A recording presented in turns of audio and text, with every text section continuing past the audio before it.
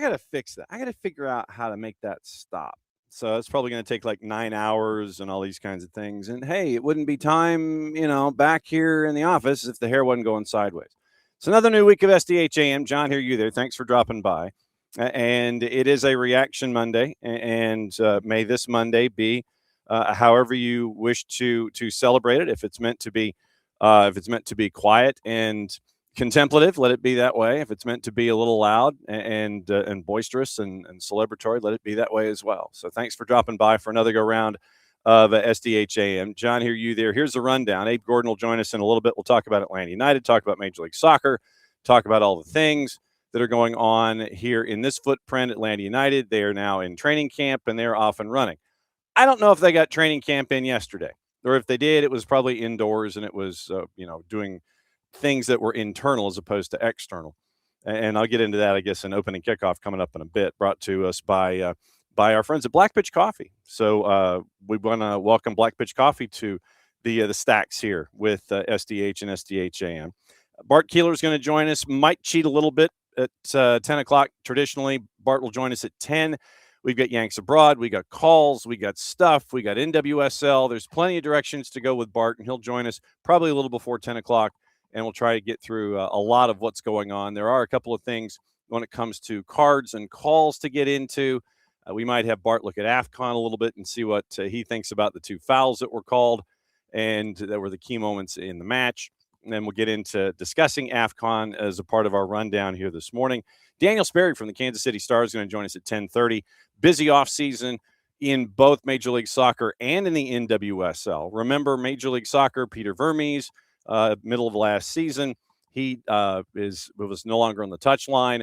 And then they bring in Rafael Vicky to be the new head coach at Sporting. And then the offseason for Kansas City Current, you had the top team by far in the NWSL with the Current. And then they don't make it out of the first round of the NWSL playoffs. And so let me fix my camera. This is what happens when you're gone for a week. You have to fix things here. Hang on. No, still didn't work. You got what happened with Current and their particular offseason, which was not their postseason was not the postseason that they had imagined nor wished. Out early in the playoffs, the best team regular season that we had seen in NWSL history by a long shot. Important players get injured late in the regular season. They go into the first round of the playoffs. They get bumped out. Vlatko ends up going upstairs. You bring in Chris Armas. And so you have 2 teams in transition. And so we'll catch up with Daniel coming up at 10:30, go over all this transition, expectations, offseason, all the things. And so we'll catch up with him. So it's AbeGordon coming up in a bit, Bart Keeler coming up in a bit. And in hour number 2, it's Daniel Sperry from the Kansas City Star. So busy week, busy weekend. We're going to get into the OFC Pro League a little bit because they're now up and running and underway. Obviously, our coverage of that will continue as we go. They had their first goal. They had their first match. And the first player of the match, I guess if you want to call it that, has ties to the ACC. So we'll get into those highlights as well, let you know what happened with that first group of matches, and they're getting ready for more matches here in the midweek. This is when the hub system sets up for them. It's going to be like 3 matches in 10 days. And so by the middle of next week, each team will have played, I think, 5 matches. So that's what you're getting right now with the OFC. So we've got OFC to talk about. We've got coaching carousel to talk about with Thomas Frank. Apparently, he is going to be coaching still. Looks like he and Spurs are still going to be joined at the hip. It appears that he is going to be coaching them for the matchup against Dortmund. No one was really happy. Fans aren't really happy about it, and so now the decisions for Spurs, and that wheel continues to turn. We'll keep an eye on it and see if anything changes. He's supposed to be at practice this morning, and we will see if any ideas change there whatsoever. Oliver Glasner is a situation all in and of itself, and Crystal Palace is a situation all in and above itself. So we've got that to get into as well. So busy day across the board, catching you up from the weekend and all of the things. Morning, Abby. Morning, Pars. And, yeah, we got to get into AFCON. So it's going to be coaching carousel, AFCON, Abe, Bart, Yanks Abroad, Cards and Calls, Daniel Sperry, Kansas City, Sporting, and the Current, and all the things. So we're probably going long this morning now that we're back here in Office HD. So good to be at the beach for a week, as the boss and I always are when it comes to anything and everything involving the anniversary. We are now at 13, and the end of March will be 17 together. So always good to kind of stare at the Gulf for about a week. And this was, I think, the first week in a long time where we ended up spending a lot of time. This is opening kickoff, by the way, brought to us by our friends at Black Pitch Coffee and blackpitchcoffee.com. Black Pitch Coffee starts your day with the most important stories in the game. Well, we do here. We start your day with the most important stories in the game. The right way to start your morning. Black Pitch Coffee, part of the SDH community, showing up at events all over Atlanta. Try their home blend made with beans from Brazil and Guatemala. Heavy bodied with notes of walnut and semi-sweet chocolate, a rich world-class finish. Opening kickoff powered by Black Pitch Coffee. So that is our new friends there. All right. So wasting no time in and around and early as always. It's time to catch back up with AbeGordon and find out what's on Abe's mind as we go. So Abe, sir, good morning. It's good to be back here in the environs. And yes, I apparently brought the snow with me. So blame me with the cold temperatures. Coming from the Gulf of Mexico, I brought everything north. I hope you're happy. Yeah, I'm trying to motivate myself to go get out there and run, but it is still cold, so I'm gonna maybe give it another hour, see if I can heat up a little bit, and then have to get after it at some point. No. We can't have that. No. There are some mornings where it's just better to just roll over and just let the day pass. This might be one of those days. I think this is where you take notes from Chipper, where it's like, nope, not moving. Don't want to do it. I'll go out, come back in. Nothing outside. It's just going to be there. As always, it's great to see you. And now with Atlanta United here in training camp, it is the Palace intrigue begins. And, you have Chris Henderson, who is mentioning about integration. It's like the homegrowns and how they're going to be, and the twos and how they might be a part of this whole process. Now that we are a week into things, and man, it's like we're 10 days away from like the first scrimmage and stuff. I mean, it's coming fast and furious when it comes to things these days right now. Yeah, I mean, just over a month from the first actual regular season, opening day kickoff. So it's definitely approaching. And we saw some comments right over the course of the week about how Miggy and Moranchuk can gel together and how they can play together. And look, this is the part of the commentary and the narrative that's easy to win, right? But you are hearing a number of the things that you'd like to hear, and you'd like to then see it. And I think that's the next step, right? It's great for them to tell us Miggy and Moranchuk are going to pair together, and that Latte Lot's going to be involved, and that Thomas Jacob's coming in and he's ready. It's great to hear all that stuff, but until we see it, there's always going to be that little bit of question. And it's kind of tough. That's the challenge for Tata Martino, is to get the sour taste over what we saw from last season out of everyone's mouth. And so we can sit here and say it's going to look different, it's going to feel different, it's going to be different. Until it actually is different, we're still kind of like, there might be a little bit of an aftertaste. And so look, the comments are a breath of fresh air. Seeing the guys out back at the facility and out on the pitch is a breath of fresh air. But we're ultimately going to need to see it on the road and at Mercedes-Benz Stadium when the season gets here.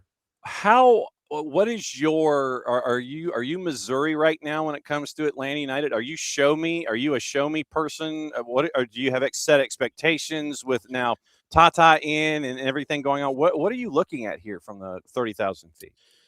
I'm optimistic, but I'm going to be a little bit more cautious than I was last year. I came into the season last year, and I think many of us did. When you look at the money that they spent, right? It was then an MLS record. I imagine it still is. And you look at what they had, and it just was like, hey, this is a team that should be top 4, could be one of the best offenses in MLS, and it fell apart essentially 3 or 4 games in to where you were no longer having that discussion. So I do certainly think this is a team that can win. I'm going to be a little hesitant on just how many goals they can tally this year until I see it. So it's kind of a little bit of both. There's some aspects where I'm very optimistic on, but some they're going to have to show me. So look, I can't imagine that you have a year worse than you did last season.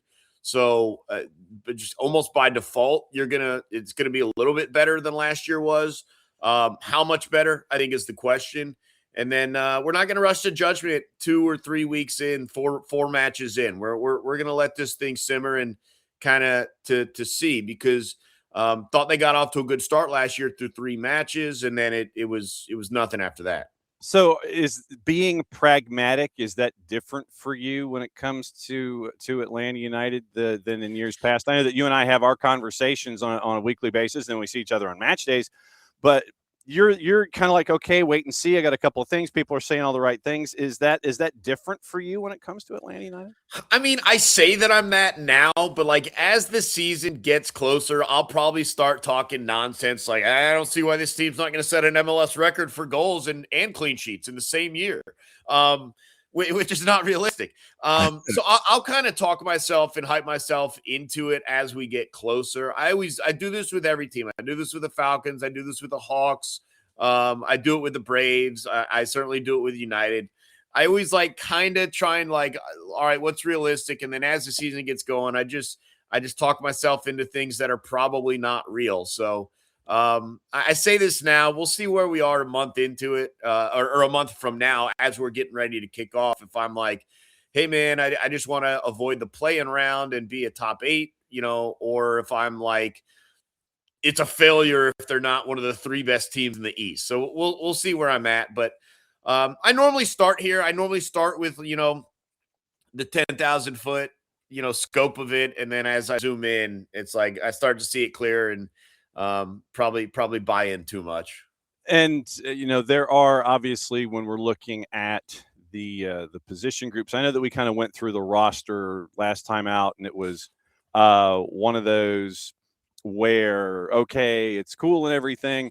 When it comes to each position group in and of itself, is there one individual? I know we went through the roster as it stands, and I think that also with Edwin Mosqueda, with the transfer completed to Santa Fe, you're looking at another U22 slot that can be opened up. And we talked about Baez, and we've talked about him for the last couple of weeks. But is there someone in each line of a starting 11 that you are focused on more than anybody else to have either a good first 2026 or a better first 2026 than you did at 25 if they're a new player? Is there one person in particular that you're staring at in each line to sit there and go, okay, I want to see how this person behaves in net. I want to see how this person is as a key on defense. This person is a key in the midfield. This person is a key at forward. Are you looking at anybody in particular in those?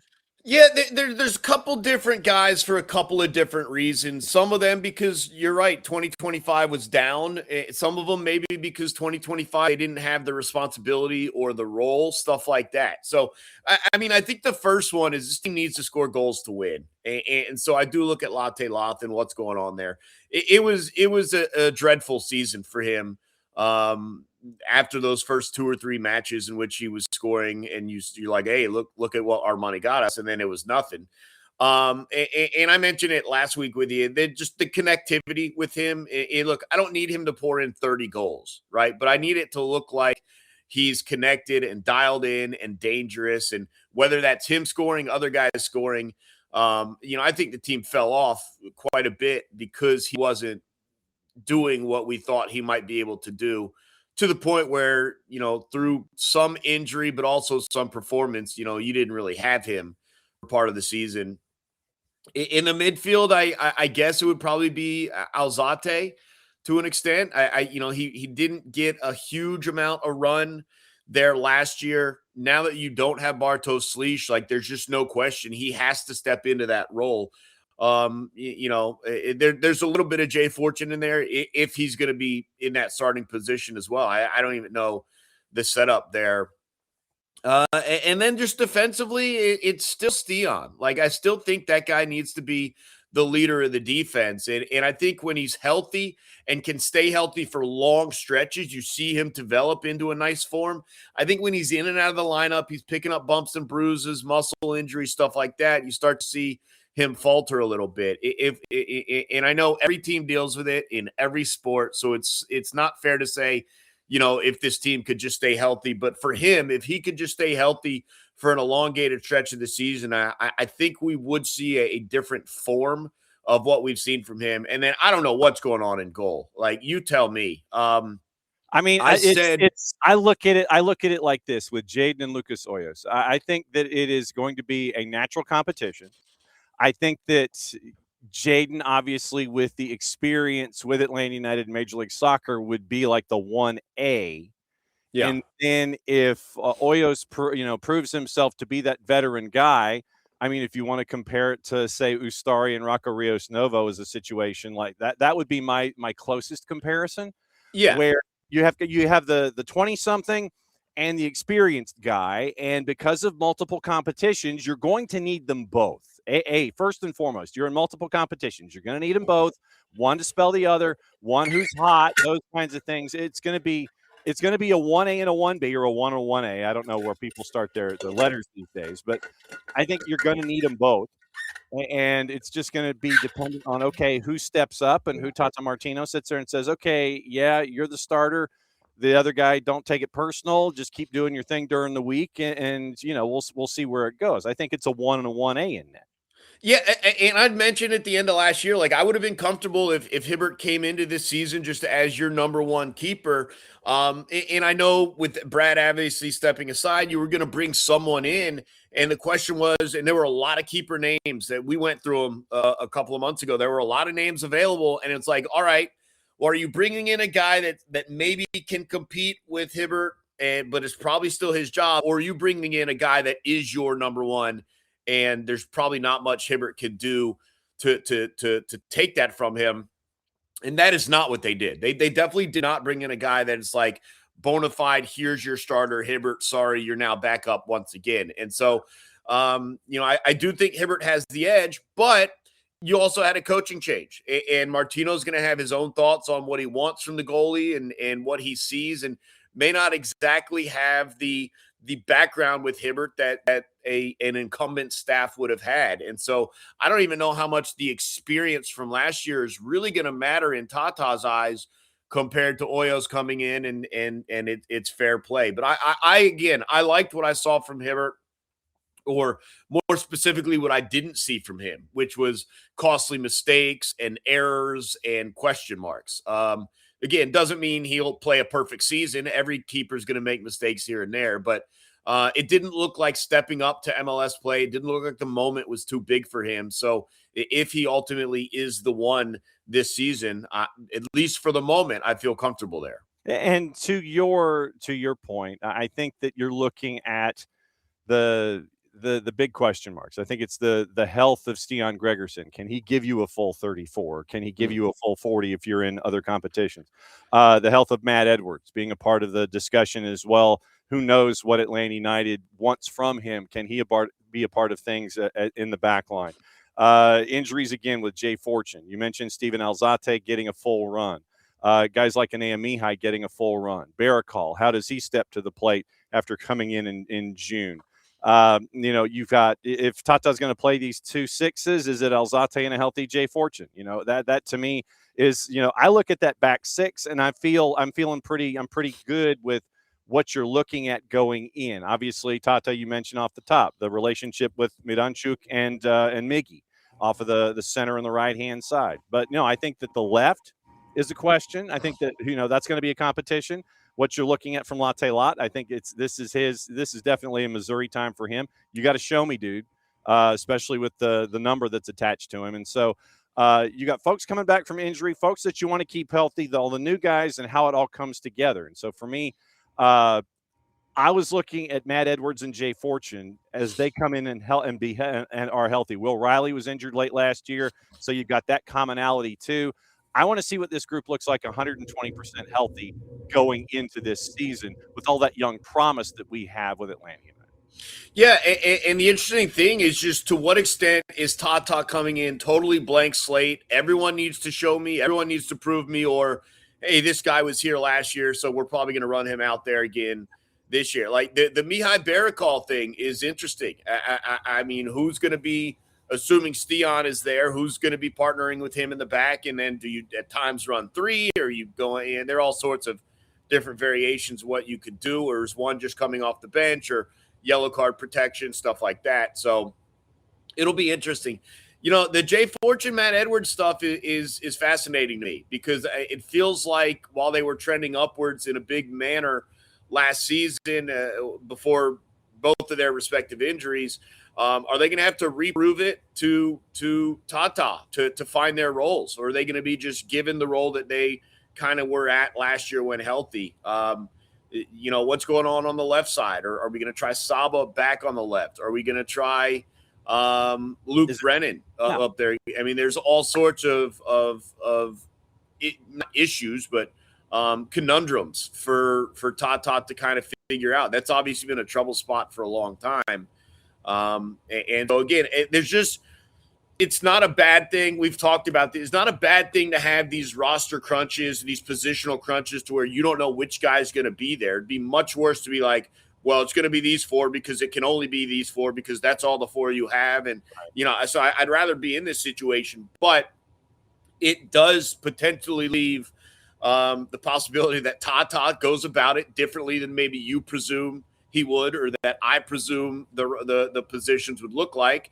And again, I think that's an interesting aspect of this build up to the season and the preseason, the scrimmages, and their training reports is just what do we believe Tata's lean is going to be in center back, along the midfield, up top on the left, and a variety of other positions as well. So again, there's just a lot of questions that I don't think we necessarily answer in the first game. That may be one look, right? He may change it very quickly after that. So again, this goes back into the idea of it's going to take some time for this team to settle in, for Tata to settle in, to get exactly what he wants rolling. And I'm here for it. Like I'm going to be as patient as I can. And we forgot to mention left back, where you've got another young player in Dominic Chong-Kui and Amador, and do you use a U22 because of Elias Baez? That was a part of the discussion last week, and bringing in all this kind of stuff. So there are some things you can play with. You got some U22s you can take advantage of, and some positions that are going to be part of that analysis as well. I don't know if this is going to move your meter on the 92.9 The Game side of you, but apparently the Bills have fired Sean McDermott this morning. So that plays into everything as well, with everything that we're seeing in the National Football League. And we got Glasner, and we got Thomas Frank, and we got Sean McDermott. They're all in one place. What's going on with you at 92.9? Yeah, it's a lot of that. It's a lot of head coach, and obviously the Falcons did name Kevin Stefanski. So it happened Saturday night, and obviously that's going to carry over today with MLK Day. A lot of our full-time staff is not even on the air. So we're going to continue covering it a lot to Tuesday as well. Just a lot going on. NFL playoffs, college football's national championship tonight. Right. Go Hoosiers. So we've got we got a lot. Tuesday is going to be a very, very busy day of reaction. And no kidding. And as the Florida State alum in this conversation, I cannot root for Indiana more in this matchup. As always, great to see you, my friend, to bat lead off and start off our week here at SDH AM. Really appreciate your time. We'll catch up next week. Yeah, thanks, John. We'll see you soon. There goes AbeGordon, and Abe's hopefully going to take the day off, or at least try to, as best he can. I think Abe gets, the vaudeville cane. I think this happens to Abe on Mondays. It's just like the vaudeville cane comes into his place. They grab him, and it's like the cane doesn't stop until he goes back to Colony Square. I think that's how this works with Abe. So it's always great to catch up with AbeGordon. Okay. I guess that whole thing was opening kickoff. So opening kickoff powered by Black Pitch Coffee, blackpitchcoffee.com. Once again, they are now going to be showing up at events all over Atlanta. So it's great to have Black Pitch Coffee a part of things. Once again, try their home blend made with beans from Brazil and Guatemala, heavy-bodied. Notes of walnut and semi-sweet chocolate and a rich world-class finish. Opening kickoff brought to us by our friends at Black Pitch Coffee. Okay. Morning, Rich. Good morning. Glad you're back. Good to see you. All right. So Pars had a question. Morning, Local. And so in discussing everything here, this is probably opening kickoffy, and then we'll get into OFC, get into AFCON, get all the chaos. The short version on Thomas Frank, once again, is that he's coaching right now, getting ready for Dortmund, and he might be heading back to a previous gig because they have fired the manager that was brought in a couple places behind him. So he could be going back to an old club. At least that is one report. And we'll play you the greatest hits of Oliver Glasner, where he decided to just basically go scorched earth on Crystal Palace. And we'll get into that here coming up in a bit. So Pars had a question. So Pars wanted to know how the boss and I meet. So short version is this. When Georgia Public Broadcasting is into pledge weeks and things like that, you know how they have the programming where they will, it'll be like Joe Bonamassa or concerts and reunion concerts and programming and all these kinds of things that they bring in from American Public Television. So, or CPB or any of the other places like Downton Abbey, those kinds of things.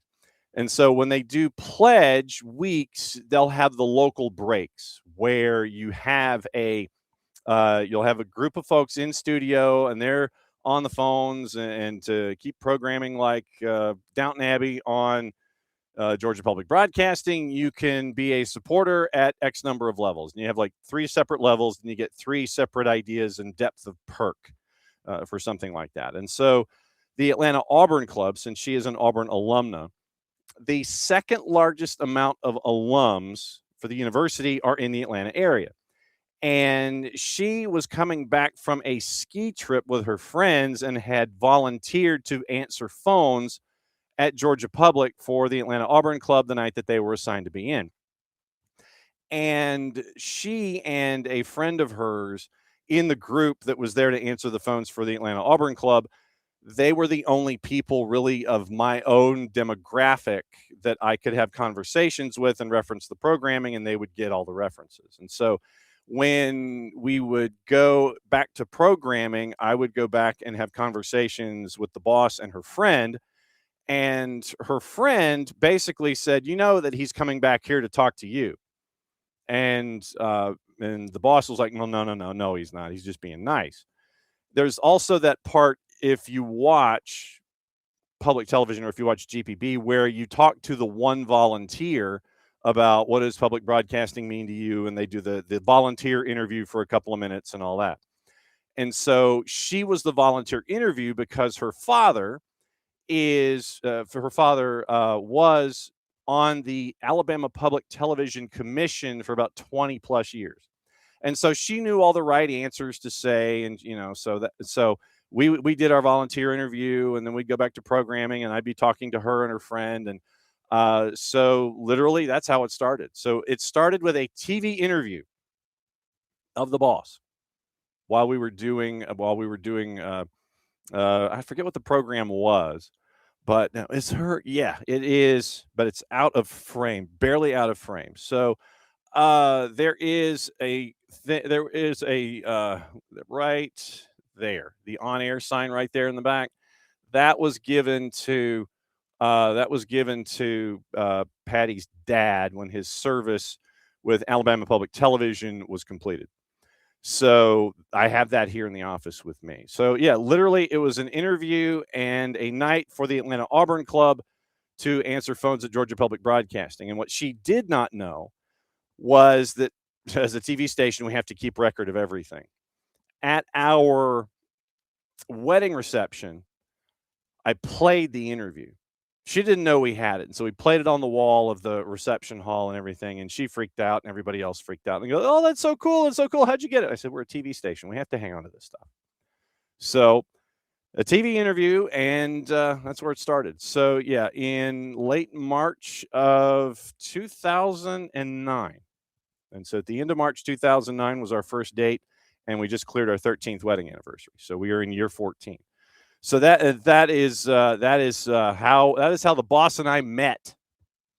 So that Pars, I hope that answers your question. So morning 1:30. Good morning. Let's see. Morning Pars. Morning Abby. Let's see. Morning David. Yeah, David. Since David is in here and discussing AFCON, we'll get into AFCON next. Let's see. Morning Lokeville. And morning, Rich. I'm trying to see who's here. And Alex, good morning. So it's morning to all of you folks. for hanging out with us. And thank you for being not only sustaining members of public broadcasting, but here as well. And we can't thank you guys enough for being a part of things. All right, so let's get into AFCON before Bart comes in. After all the stupid staff and ball boy stuff, according to David, I assume Morocco is no longer allowed in the World Cup. Sanctions incoming. Nope, I don't think so. But all right, let me see if I can piece this together. And it was a crazy match. Let's just put it this way. So you go Morocco, Senegal, goalless, 94th minute, and then there's a goal that is scored that is wiped off the books. And there was a foul in the buildup. And, so, okay, if you set the bar to be that as a foul, then okay, fine. So last play of regular time, Morocco's got a corner. Ref goes to VAR, calls a penalty on the Brahim Diaz takedown. So if you've called the foul on the earlier play, and like I said, we might get Bart to chime in on this too. Morocco and Senegal, 94th minute, or 90 plus 4, basically. Then Senegal scores, but it's disallowed on the foul. Then in turn, last play of regular time, Morocco's got a corner. Ref goes to VAR, calls a penalty as Brahim Diaz is taken down. And Brahim Diaz, with the tournament that he's had, obviously, if he's pulled down and taken down, then you've got to call it. And so you've got to call the one for the buildup, for the foul, for the goal that was scored and wiped off the books because it was a foul in the buildup. And then the takedown of Brahim Diaz, you got to call that too. And so they did. Now you end up with all of this. And so Senegal had complained, remember, in the preceding days. Morocco in turn said that they were not being truthful with their information. So the ref confirms a penalty. Then if you saw the buildup there was a crowd around that center ref. And so center ref calls a penalty. And then Senegal's players ready to go up against everybody. And I mean everybody. And so Senegalese players, you get the penalty awarded. Senegalese fans looking like they want to storm the pitch after the call was made. And then Pape Thiaw, the Senegalese coach, basically steps on the pitch and he's like going like this. Everybody off. Yeah, we're out.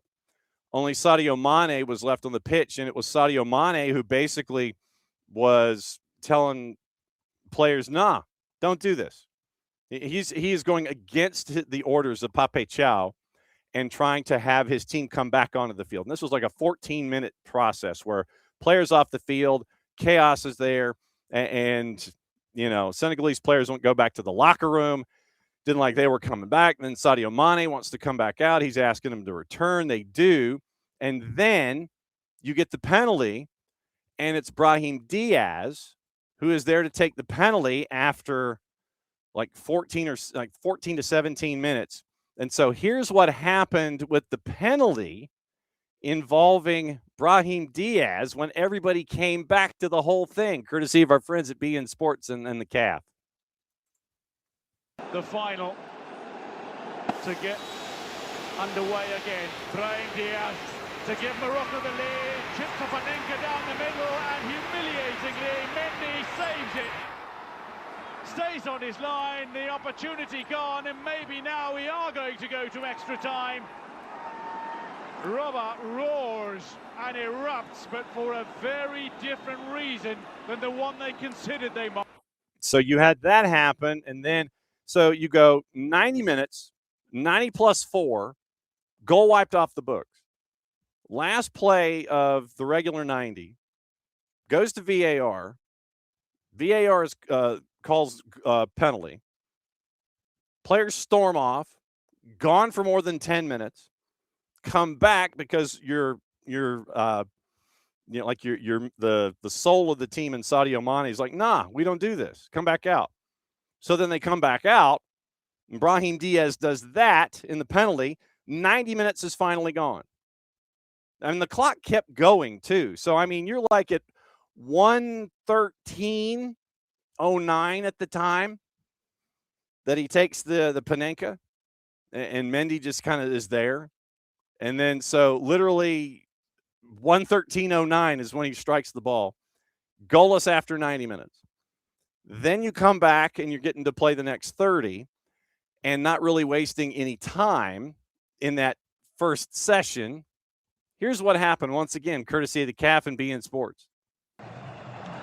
And here's a man who's got all the mental strength in the world. Maybe lost a yard or two of pace, Sadio Mane, but he inspires an attack. Senegal thrust forward. Pop Gay! Sensational! Stellar! Supreme Senegal! Maybe in extra time they've produced the moment. And it's Pop Gay with his third of the tournament. And in all of this, I think you're going to get the efforts of Brahim Diaz lost in the whole tournament. Everybody's going to look at that Panenka, and that's what they're going to look at. They're not going to look at everything that worked up until that moment for Brahim Diaz. So you end up with that goal from Pop Gay, Morocco completely out of sorts, 1-0 the final, and then in the 98th minute, Brahim Diaz is just basically pulled off the pitch. And he just looked completely and totally shaken. Morocco had a couple of chances. Senegal piles on the pressure. Senegal wins their second AFCON in history. So that was one of the crazier things to look at this past weekend, and it was a tournament. And I will give in full that this tournament was really it was a joy to watch. You got to see some of the growing nations. They got to be on the stage. You also got to see some of the heavyweights, and you end up seeing Egypt only make it to the Final Four again, falling just short of chasing after a championship in AFCON.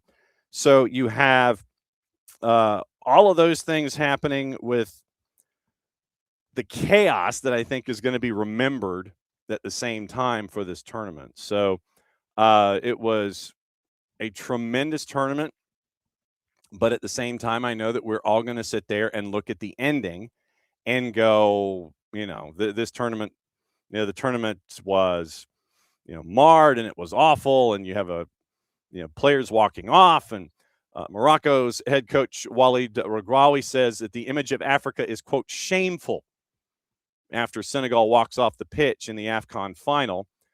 Jean-Jacques Ndala, once again, he points to the spot after the Malik Diouf challenge on Brahim Diaz.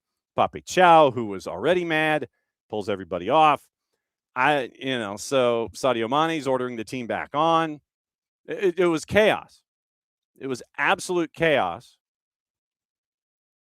And so Regraoui says the image we give in Africa is shameful. A coach who asks his players to leave the field. What Pape did does not honor Africa. Chow wasn't classy, but he is a champion, so he can say whatever he wants. So he stopped the match in the eyes of the world for 10 minutes. And then Pape Chow came back and said he regretted taking his players off the pitch. I don't want to go over all the incidents. I apologize for the football. After reflecting on it, I made them come back. You can react in the heat of the moment. We accept the errors of the referee. We shouldn't have done it, but it's done, and now we present our apologies to football. Confederation said they condemned the unacceptable behavior of some players and officials during the final and are reviewing the footage before reviewing the matter to competent bodies for appropriate action taken against those found guilty. And Lamine Camara was asked about Sadio Mane, and he said, we knew that today it was important to win this trophy. We were all determined to win it thanks to Sadio, and we saw what he did today. It is just incredible.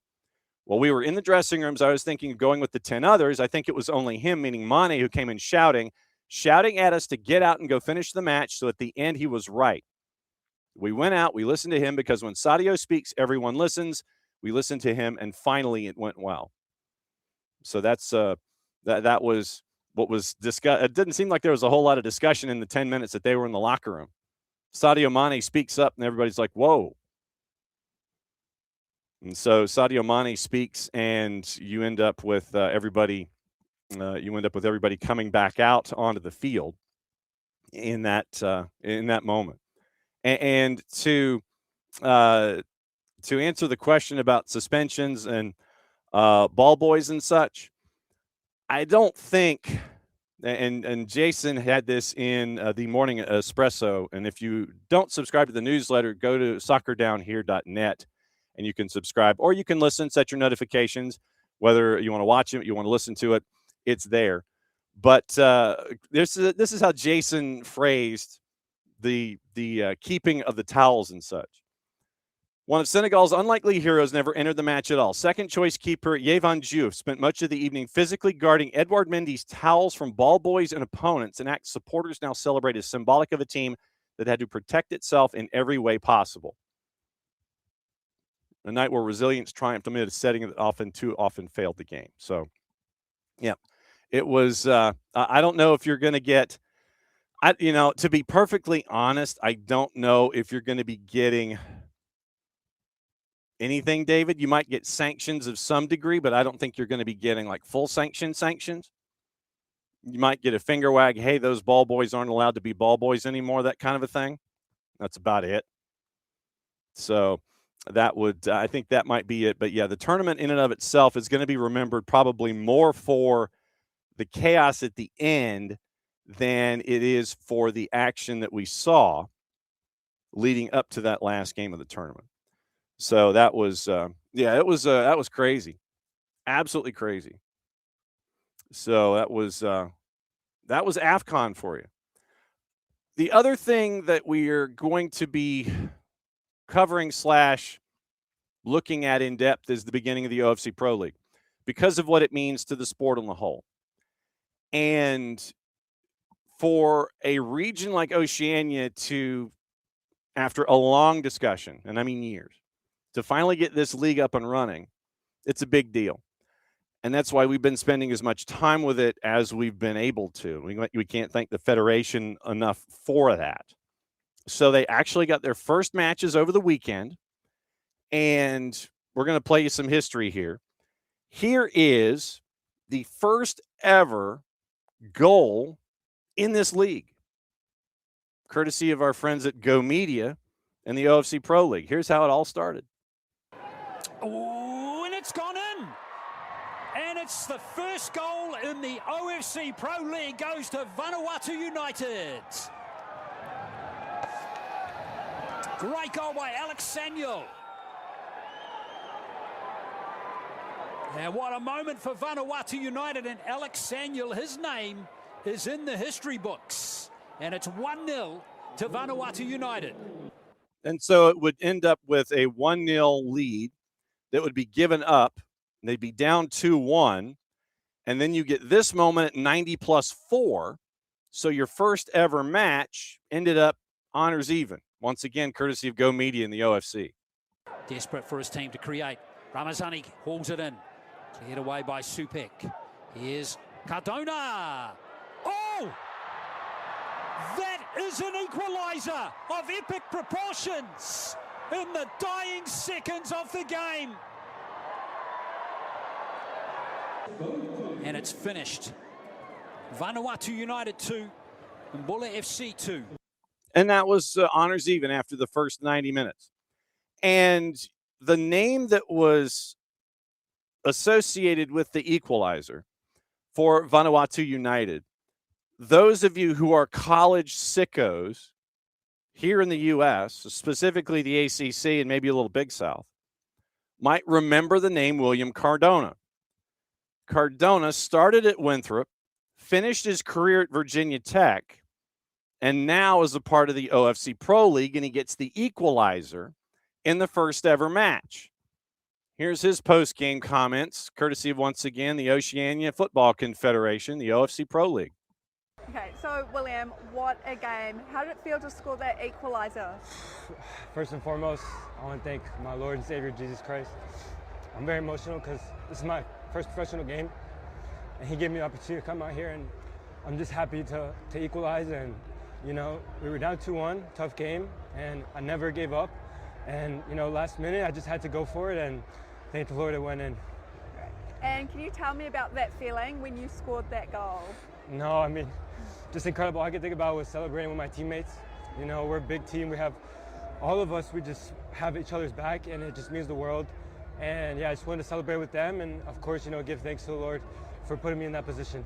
Awesome. And do you have a message for all the supporters today? Yes. Vanuatu, you know, small island, but man, we got a big heart, and that goal was for them. That statement was for them, and we have a lot more to prove. William Cardona from Virginia Tech. And I almost feel like our buddy Nino Torres here when I play this. Now you know the rest of the story. And our buddy Paul Harvey. So you get a Virginia Tech / Winthrop player now playing in Vanuatu in the OFC Pro League, gets the equalizer so that the first match ever in league history ends up as a draw. And so as the league continues, they are getting ready for their second hub round, where it is going to be 3 matches in about 10 days. And so after a week and a half, they'll have 5 matches on the board, and it will be the continuation of the OFC Pro League as we go. So big moment in Oceania, and a Virginia Tech / Winthrop guy get your equalizer in your first ever match. Okay, so I told him that with Daniel Sperry coming up at 10:30 Eastern, it's okay to come in and cheat a little bit. And so Bart Keeler is now joining us and breaking things down for us here from his perspective on a Reaction Monday. Bart Keeler, good to see you, sir. I don't want to come in with a Virginia Tech lead-in, though. That was rude. Okay, well then how about no, it's a Vanuatu United lead-in, sir, actually. So okay, that's fine.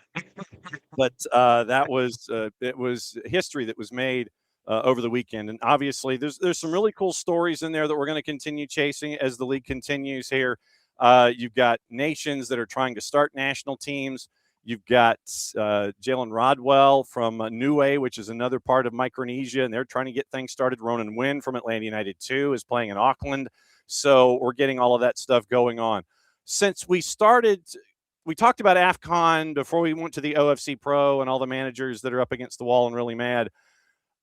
You know, the AFCON, there were a couple of things in AFCON that I wanted to discuss with you, specifically the anger and angst of a final, and I want to go through the 2 calls with you. The one that had the goal wiped off the board, and then the Brahim Diaz penalty. Taken as a group, I figure if you call one like that, you got to call the other like that. And Brahim Diaz, because of what he has done in the tournament, you kind of get the idea of, okay, star goes down, you got to call it. When you look at those 2 calls in total, what sticks in your head? Let's work backwards, John, because I do think that the penalty that ends up being called, what could have been the deciding moment, and maybe was the deciding moment in the match. Yeah. I'm sorry to say it, it's a foul. And I know that is not what the Senegalese want to hear, but it's a foul. You should not put your hands on the neck or head area of an opponent ever. You surely should not, after that, pull / I don't know, rip downward, because it was a foul. Do I think that it's something that was necessarily consistently called throughout the rest of the match? Yeah. You know, I don't have the replay available of every single corner kick set piece from this match. There were several, and there were shenanigans throughout all of them. But it was a foul. I think, especially in this case, the referee either may not have seen it directly because it was kind of on that back post area where if you're looking at the flight of the ball, and granted, the referee is looking at the chaos in the middle, but he's looking, once that ball is kicked, you're looking at, okay, where is the ball going? It doesn't get to, it's back to it, so it takes a while to get there. So, was the referee fully clued in on that particular scrum on the back post? Maybe, maybe not. If he saw something, maybe he didn't see exactly what happened, right? VAR intervention there did make sense because it is I just said it. It's hands to the head or neck area. That is something that needs to be checked. The referee went to the monitor. He said, "Oh, yeah, that's a foul," because it was a foul, and therefore it's a penalty kick. So that's the first incident, which again I think the referees got correct. Right? That's that first foul. Okay. Now, I will say, and granted, I'm watching a bar stool with the TV 10 feet away on a smaller TV that's, however many miles we are to Rabat away. the first foul, the foul that ends up disallowing the goal that Senegal scores, did seem soft to me. I will 100% say that. In live action, I went, I don't think that's a foul. But when you do review it on replay, right, you get two arms fully extended in a forcible motion to the chest of the defender. And to me, I don't like that it was called in real time, but that was my view from a bar stool, 10 feet away from a TV. That is how many yards away from, the actual playing field. That is several many miles from the actual location of the match. Understood. Once you saw the replay, I went, oh, yeah. It's fine. And again, I think there is some level of heightened scrutiny when you commit a foul that directly leads to a goal score. This was not necessarily even in my opinion, it wasn't like, they were both going for the ball type thing. I mean, it's very clearly he pushed the defender down and ended up scoring after it. So I do think both foul calls were correct, John. Okay. Now, I'm not an African Cup of Nations player, manager, director, whatever. I do not know all of the things that have gone down behind the scenes about corruption, alleged corruption, the fact that all home teams get some slightly beneficial calls throughout a tournament, certainly within a match. I will just say that I do think that the game was called with a little bit less intervention from the referee. I'll just say that. I thought he let a lot go. Okay. And I thought it was good, right? I thought the referee, up until this point, I felt the managed to ref the match pretty well. I won't say it was even because I do think one team maybe probably got a little bit more out of the physical nature of the match, but he wasn't quick to blow his whistle. I think he did even a better job of blowing his whistle toward the end of the match where things were getting a little desperate, for lack of a better word. Mm-hmm. And I don't think he had a bad match. Now that brings the VAR component into it. But the problem is VAR is checking for clear and obvious errors. Am I right, John? Clear and obvious, yes, sir. So was the foul called against Senegal on the goal scored a clear and obvious error? Not really. Mm-hmm. Was the no call in penalty area initially on the field a clear and obvious error? I do think VAR had license to step in and say, hey, again, there are hands wrapped around the head or neck area of an opponent. You might want to take a look at it. Mm-hmm. And I know that's not what, other African nations want to hear. I get it. I am not an African nation national football federation. That's not me. I don't know the things that have gone on behind the scenes or whatever they have alleged. But looking at what was called on the field, I don't think that either of them was incorrect. Okay. There were some, I mentioned the ball boys that were trying to distract as best as they could. And full props to the Senegalese backup keeper for making sure the towel. Listen, I remember I was in 8th grade. I had two guys who played on, by the way, South Soccer. Two guys who played on the varsity team when I was in 8th grade, I think, 8th or 9th grade, played on the varsity team. We had a girl behind me who was on the varsity team. We were the ball kids, right? And you better believe that our head coach had some conversations with us about proper ball kid etiquette. Etiquette, John. Yeah. That's all I'm saying. Yes.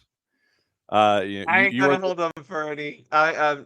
They did their job. That's just what I'll say. You are there to aid and assist, sir. Yes, you are there to make sure that that everything is going to be the way it is supposed to be. Wink, wink, nudge, nudge. How'd you do? Correct. The other, before we get into Yanks abroad, whatever else is on your mind when it comes to NWSL signings and friendlies and all these things that are happening. Yeah. There's something else that I noticed coming into this week, where apparently, and this is from our friends at the Telegraph, and traditionally when we sit there and you have more than one reporter on a byline, you kind of sit there and you go, whoa, I don't know if I want that. Headline: Premier League wants to introduce rugby-style concussion substitutes. They're among 28 competitions applying pressure on international lawmakers about temporary replacements for head injuries. Yeah. And you can now, right now, you are currently allowed to make one permanent concussion change per match, which doesn't count against usual substitution limits. Critics, however, argue that by forcing medics to make a decision on the pitch, they are endangering players because there's a tendency to avoid removing a player if concussion is not certain. Premier League, which has been calling for temporary substitutes for years, is also submitting a formal request for a trial with support from the EFL. Understood to have told IFAB that medical and scientific evidence supports the need to revisit the law. Letter will be discussed at IFAB's annual business meetings tomorrow, it is hoped. Temporary subs previously opposed by IFAB back in 23 to mitigate concerns. This time, the league is proposing that both teams would be allowed to make additional substitutions to ensure the law is not abused. So you're looking at the possibility of using the rugby substitution rule. Brain injury charity Headway has criticized IFAB's stance, insisting the current law places unnecessary pressure on players and club medics. And so you have the Premier League offering to meet with IFAB to discuss a trial. IFAB could then progress the discussion of a trial, potentially at the annual general meeting. And if the request is rejected, Premier League would request detailed rationale on that decision. And so you could have the idea of the temporary substitute happening for the Premier League if they get this to go through. Decision about whether players suspected, once again, still has to be made downstairs. And they want a temporary concussion substitute who could be brought on for 10 or 15 minutes while the potentially injured player is assessed in an off-field environment, and that system is widely used in elite rugby union and league. Yeah. So that's what they're looking at here. Well, it is good, John, that we have a in practice professional / international standard of how they think this should be done. So shout out to rugby for being ahead of the game on that.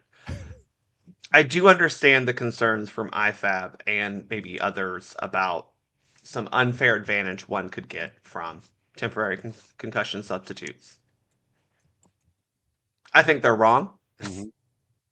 Because, look, you're trying to ensure safety of players. And I think that, for me, is the most important thing as a referee. We're out there to ensure safety and fairness of the game, right?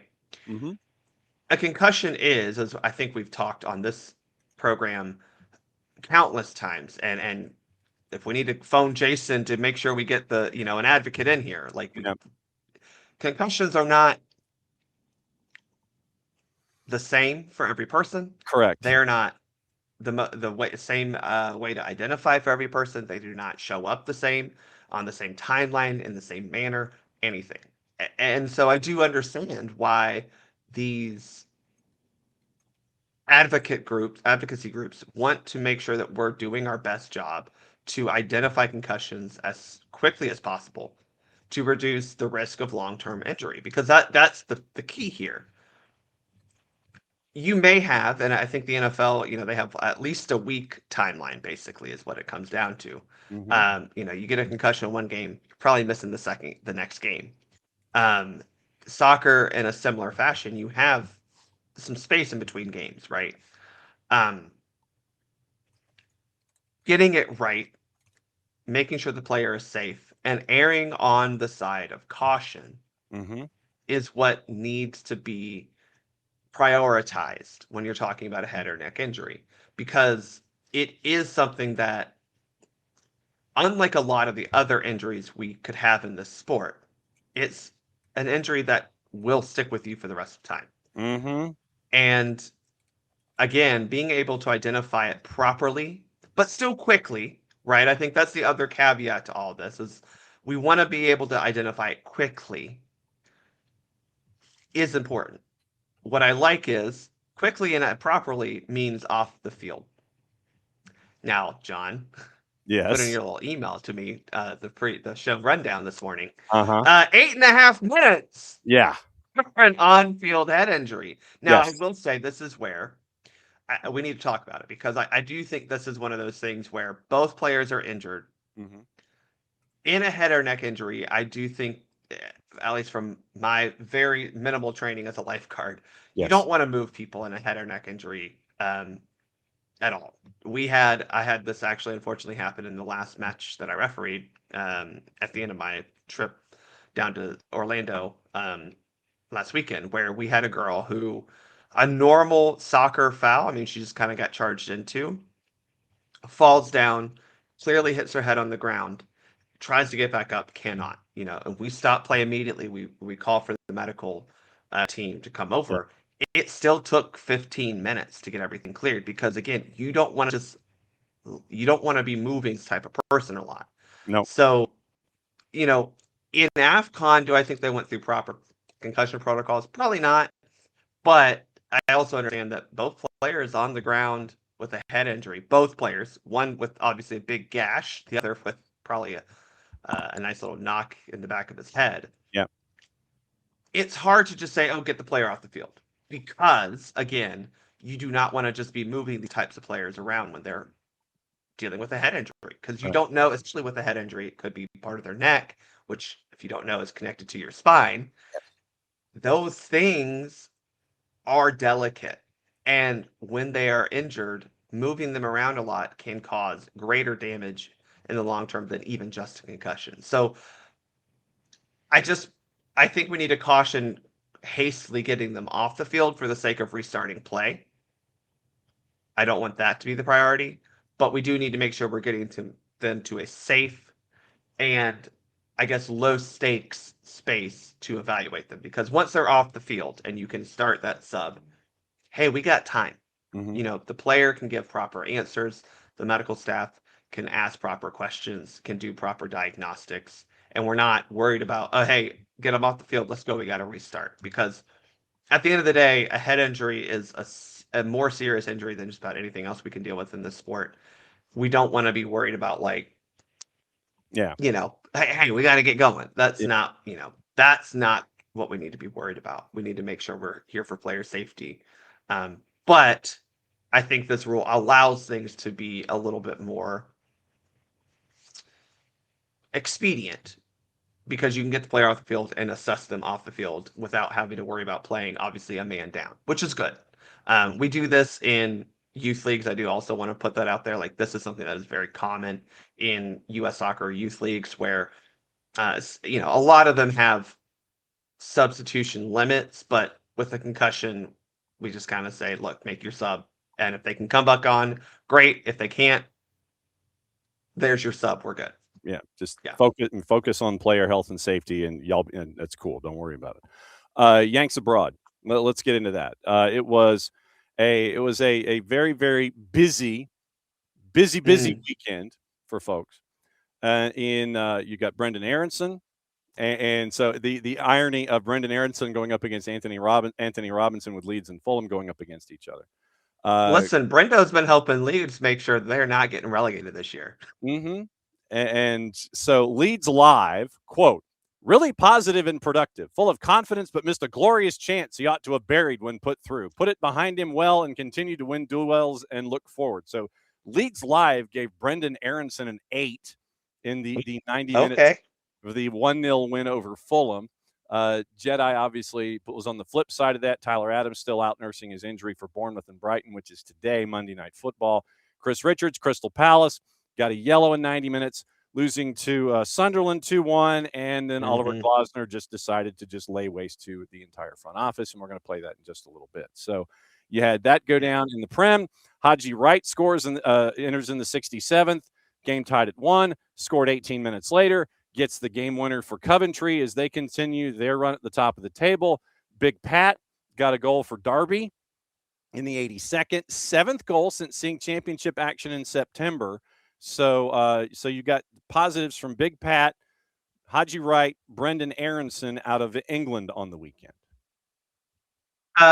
Good, mostly good news out of England, I would say. I think number one thing that if you're really concerned about the success of the US MNT at the World Cup, look, Jedi Robinson is playing soccer. That's the most important thing. But other guys, look, Pat and Haji right now, I'm sure we'll talk about this player in a little bit. Mhm. They are possibly in position to maybe make a World Cup roster as a striker, given some of the red crosses next to some guys' names on the depth chart right now. Yes. Yeah, that's never good stuff. Let's see. In France, I still need to get that drop from Stewie. France. In France. Timothy Weah goes 90 minutes, gets a goal and a 5-2 win for Marseille.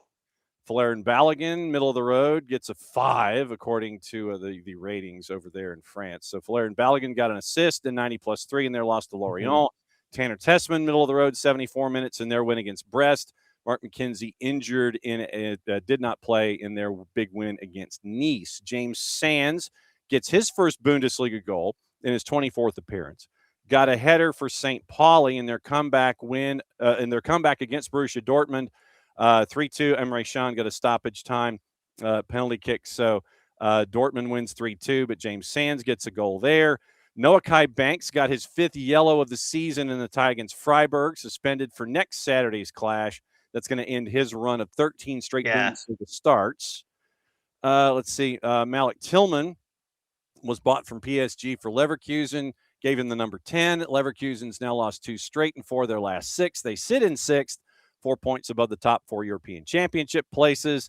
So Banks, Sands, Damian Downs, Malik Tillman, Joe Scally each played. Cup of coffee for Kevin Paredes, Christopher Lund, Gio Reyna, Leonard Maloney, and Cole Campbell is injured and did not play. So busy time in Germany. Now with 2 young guys. First, let's talk about Noah Kai Banks. I will say of all the criticism or praise that he gets, the one piece of criticism I have to give him is he does pick up yellow cards a lot. I do think that is a little bit him needing to go to the Michael Parker School of Body Positioning for a center back. But that's because he's young, right? And I'm sure Parkey would probably say the same thing, is he's learning how to play professionally. I mean, the dude's not even 20 years old. He's got plenty of time to learn that. But he does pick up not silly yellow cards, but yellow cards that I think could be resolved if he were in slightly better positioning. That said, Poch, call him up. Like, you need. I'm sorry. I feel like we just do need to. We're at that point where you can't deny a dude who is a locked-in starter for a Bundesliga team at center back and go, well, we're good at center back. We don't need a guy like that. The other one is Kevin Paredes, who is coming back off of a very serious injury and is playing soccer again. Again, a good thing. I don't think he factors really in at all for this World Cup window. Unfortunately, look, World Cup is in. I mean, we play our second game at this point now, and John, in 6 months, right? So I don't think Paredes has enough of a runway to really make a case. But going forward, Kevin Paredes is a guy we need to be healthy in this pool because he's a winger, and we don't have a whole lot of those. Now that said, he could ball out if he maybe gets back into health and gets back into form. Maybe that's a possibility. I'm not saying it's not. I just think that it's just good he's back playing, because I think it's unfortunate that he has been injured so frequently and so long, because I think he may have factored in a little bit into this cycle. Again, a guy playing in the Bundesliga is worth noting. Italy, Yunus Musa, 56 minutes and a draw. Christian Pulisic, I've heard of this gentleman, 73 minutes in a win for AC Milan against Lecce. It's a match they should have won. Weston McKennie gets 80 in a loss at Cagliari. Benjamin Kremasky got a cup of coffee in his. So Gazzetta dello Sport on Pulisic. Quote, he lets Milan down like he did in Florence. Falcone stops him twice, once in each half, but he could have done better. He moves a lot, makes runs, and gives everything. The finishing will come back. So at least there's optimism on Christian Pulisic. I think Christian Pulisic is not an elite level finisher, right? He is not at that Lewandowski, Haaland type of level of finishing, right? He just isn't. That is fine because, as I kind of noted, like, he does everything else pretty darn well. He needs to get back to his form of beating guys 1v1 on the wing, I think, but everything else he does is still operating at a really high level. So if the only thing that's missing right now is he's not quite putting the ball in the back of the net, you just kind of have to accept that that's going to happen from time to time, right? Hopefully, if you're the USMNT, it's on, June and July of this summer. But right now, it's just a little bit of a lull. I would also just say if AC Milan are blaming the American, things aren't really that bad over in Milan. Yes. So that is the latest with Italy. And then once again, Gianluca Busio at Venezia scored his 4th goal of the Serie B season in the win over. Are they going up, John? Well, they're in second. I mean, they're 3 points ahead of Monza. So then they're a point behind Frosinone. So it's they got to keep it. You got to keep it going because it literally is a rock fight. It is a rock fight in Serie B, and it's worse the lower you go. But so I think Venezia might be turning into one of those yo-yo clubs that we talk about. I would agree. Yeah, that it's like they're good enough to, they're like Serie B plus. Serie A minus, Serie B plus. No, they're Serie B plus. Yeah. I mean, so it's kind of like, you're like right in there. So that's what so Serie B plus, I think, is probably the best way to talk about Venezia. Women's side, you got to camp, and you've got 2 matches. One coming up this weekend in Carson, California, and then the other one that we're going to be talking about in a week's time will be after this first one, and getting ready to play in Santa Barbara against Chile. But it is, let's see, so Saturday in Carson, women take on Paraguay before they take on Chile a week from tomorrow. So what are you looking at here with this camp that is all NWSLers, and what are you staring at with this? Well, I think you just kind of hit the nail on the head. It's all NWSLers, which inherently means there are some spots that are open. I do think that there will be, if you want like actual players who are good, who are fighting for a spot, look at that defensive holding midfield role to see who actually shines in these 2 matches. I think overall there are a lot of names on here that I'm not going to say I don't expect them to play. That's rude to them because I don't know what Emma's like stated goals are for this window yet. But I don't think you need to be worried too much about some of those players, 18 through 24 on this roster, 23 on the game day roster. I just don't. There are a lot of players who are here, though, who have potential to kind of show out. Now, if you want like star names, Trinity Rodman is back. And I've heard it's going to be interesting to see if she even plays, to be blunt. Yeah. But I think having her in camp is a good thing. Again, you're looking at possibly some.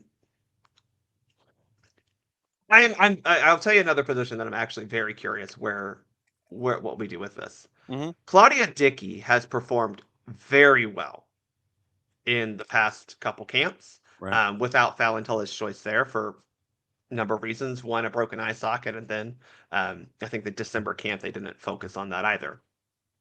Claudia Dickey has been really good. Maddie McGlynn has consistently been getting calls up. I don't know, because I haven't seen it. Me and Bart personally haven't seen it. But I'm wondering if McGlynn does get a look for one of these games this camp. Now, Emma, like Poch on the men's side, I don't think they're as concerned with results, of friendlies. They want to see players, whatever 11 they send out there, or whatever 17 players they end up putting on the field. You need to fight hard, you need to play good, all that kind of stuff. But like winning or losing is not the end of the world for a friendly, especially when you probably should beat Paraguay and Chile. It wouldn't surprise me if we see a goalkeeper rotation here, just to see what McGlynn has. Now, we've seen her in the past. She Believes Cup last year was a little rocky for her. So I'm just curious, John, if Emma kind of sees McGlynn as in that. Look, if you're asking me, the top 2 are Falentola's choice and Claudia Dickey, right? Is McGlynn just fighting for 3rd spot? Or does she actually have a chance to maybe get some playing time? So that's another question I have for this particular camp is what does Emma do with the goalkeeping situation. So again, central defensive midfielder, I think is going to be a position of note because we actually have some players here who are good, play well in NWSL, and have a chance to at least be on the roster, if not partner with Sam Coffey, depending on how we want to play the midfield position. And then I think goalkeeper is going to be another one that I'm curious because I don't know exactly where Emma sits on the depth chart and the game plan for the goalkeeping position. Keepers in this particular camp, it's Claudia Dickey, Mandy McGlynn, and Jordan Silkowitz, who is looking for her first cap. 8 defenders: Jordan Bugg, Avery Patterson, Izzy Rodriguez, Tara Rudd, Emily Sams, Giselle Thompson, Kennedy Wesley, and Kate Wiesner. Then midfield: Croy Bethune, Hal Hirschfeld, whoop, whoop, Georgia, Claire Hutton, Riley Jackson, Lola Bonta, Sally Menti, Sam Meza, Olivia Moultrie. Forwards, it's Maddie Darlene looking for her first, Jimmy's Joseph, Trinity Rodman, unattached, Yasmin Ryan, Emma Sears, Ali Sentner, and Rylan Turner looking for her first cap. And so I will say, I think that unattached, and that's probably good news if you're an NWSL fan, that Trinity is trying to at least stay in NWSL. That's just crazy. Yeah, I saw that and it's like Trinity Rodman unattached. It's like, okay, so she's running the Boston Marathon for not a club now. It literally, that's what it's like. So and so's in the track and field championships unattached. We would always see that, but I think this is the first time that I can recall ever seeing player name unattached. Okay, well, all right. So, John, we don't have enough time. No, not this go around. We only have 8 minutes left. We don't have enough time to rant about NWSL roster stupidity. Yeah, well, that is going to be something that we're going to be keeping an eye on when it comes to the NWSL getting hip or going to actual discussions over glassy long rectangular tables and hermetically sealed rooms and long folding chairs. So yeah, that's out there too. With the other things that are literally on the list of like stuff to discuss with you.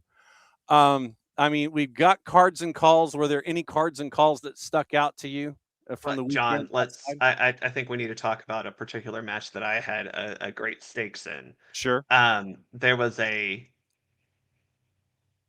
handball review in the late stages of this match for Arsenal versus Nottingham Forest. Nottingham Forest had 2 players challenging each other for a ball on the goal line, and one of the players, the ball clearly hits a non-playable part of their arm. I think is fair to say. I was really okay with this not being a handball, and I know that this is the Arsenal fan of me as not talking. So let me get the referee side out of the way first. Sure. I fully understand, I think, why this was not given, and it just comes down to the fact that I don't think he made his arm unnaturally bigger.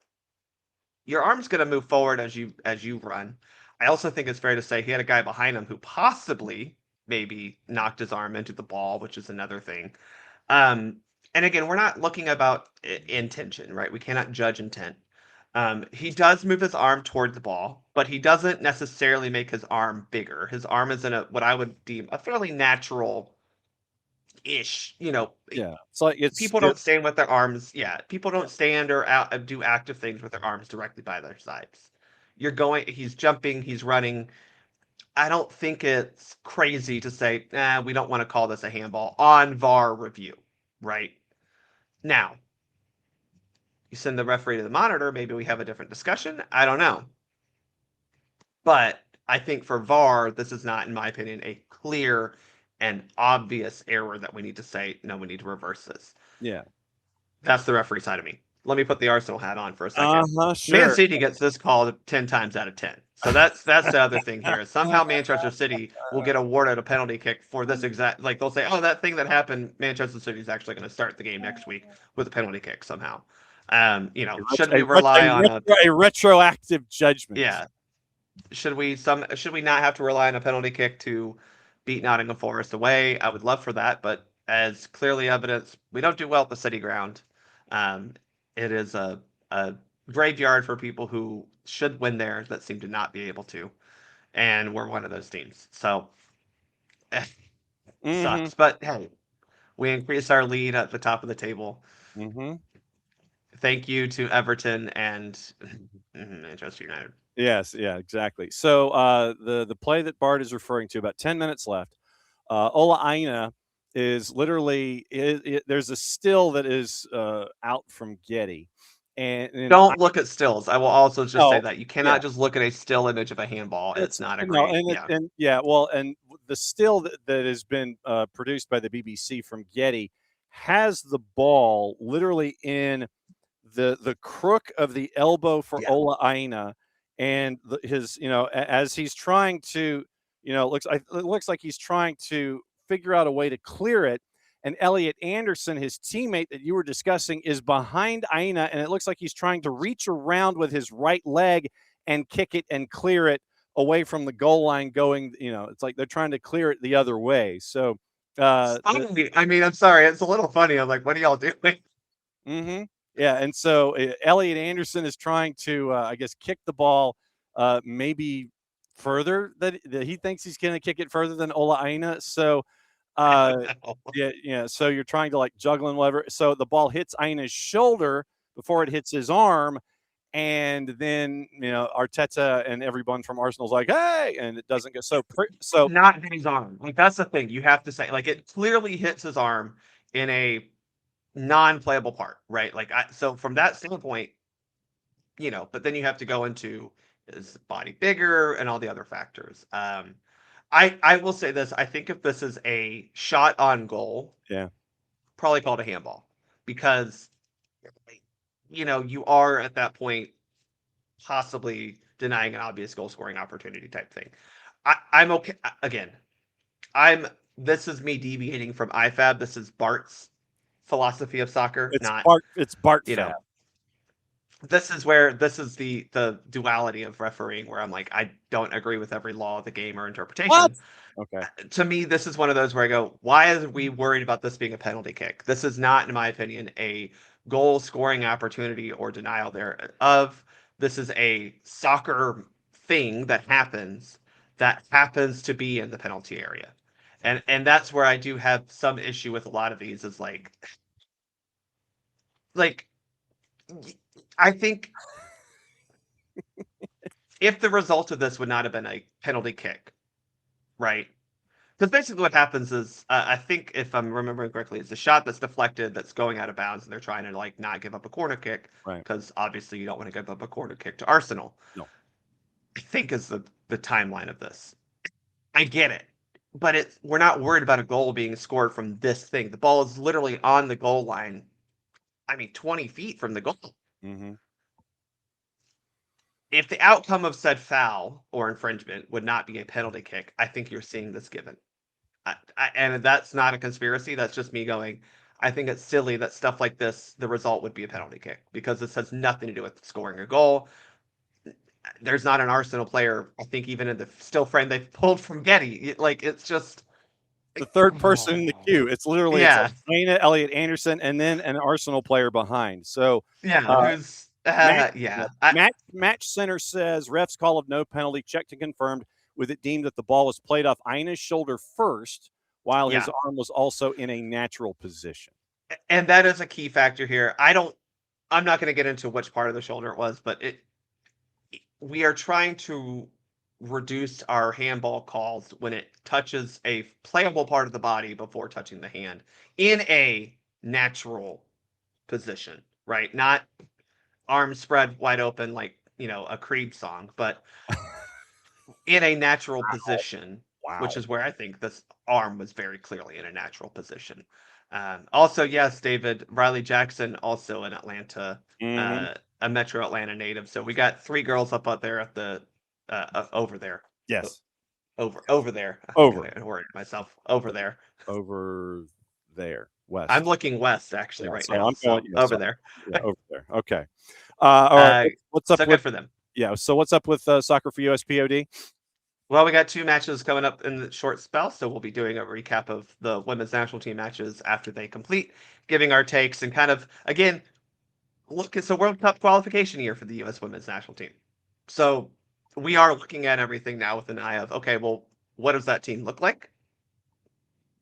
And how do they perform in late November, early December at a location yet to be determined because CONCACAF doesn't actually care about women's soccer. Wow. There's your salvo to end things. As always, my friend, great to see you. Enjoy your coffee. Enjoy the mug with your, you got your core mug today. Okay. I see where you're. I almost broke out the Les Miserables mug, given the Falcons hiring a guy who I don't think should be hired as head coach.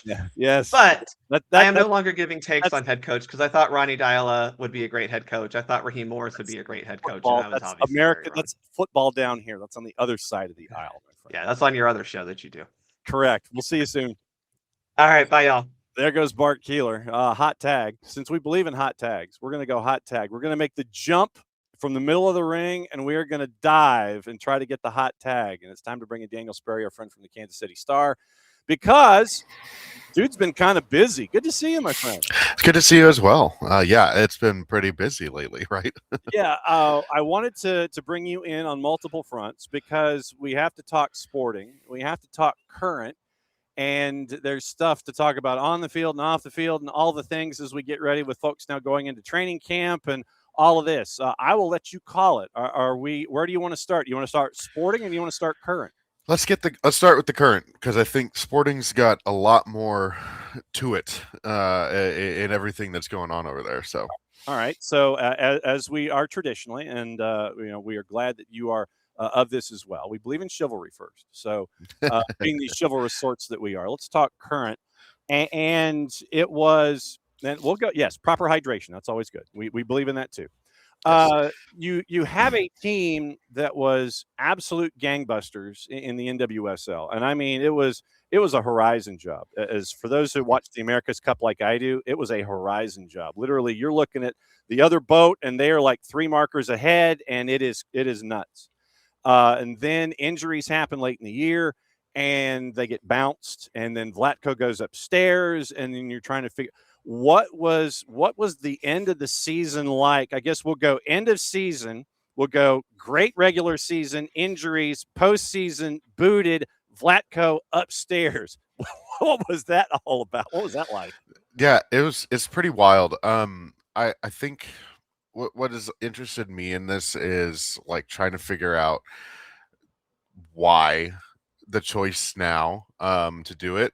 I think for the most part, the current felt that what they had in place, had started to put into place, was a very stable system that should survive any one person.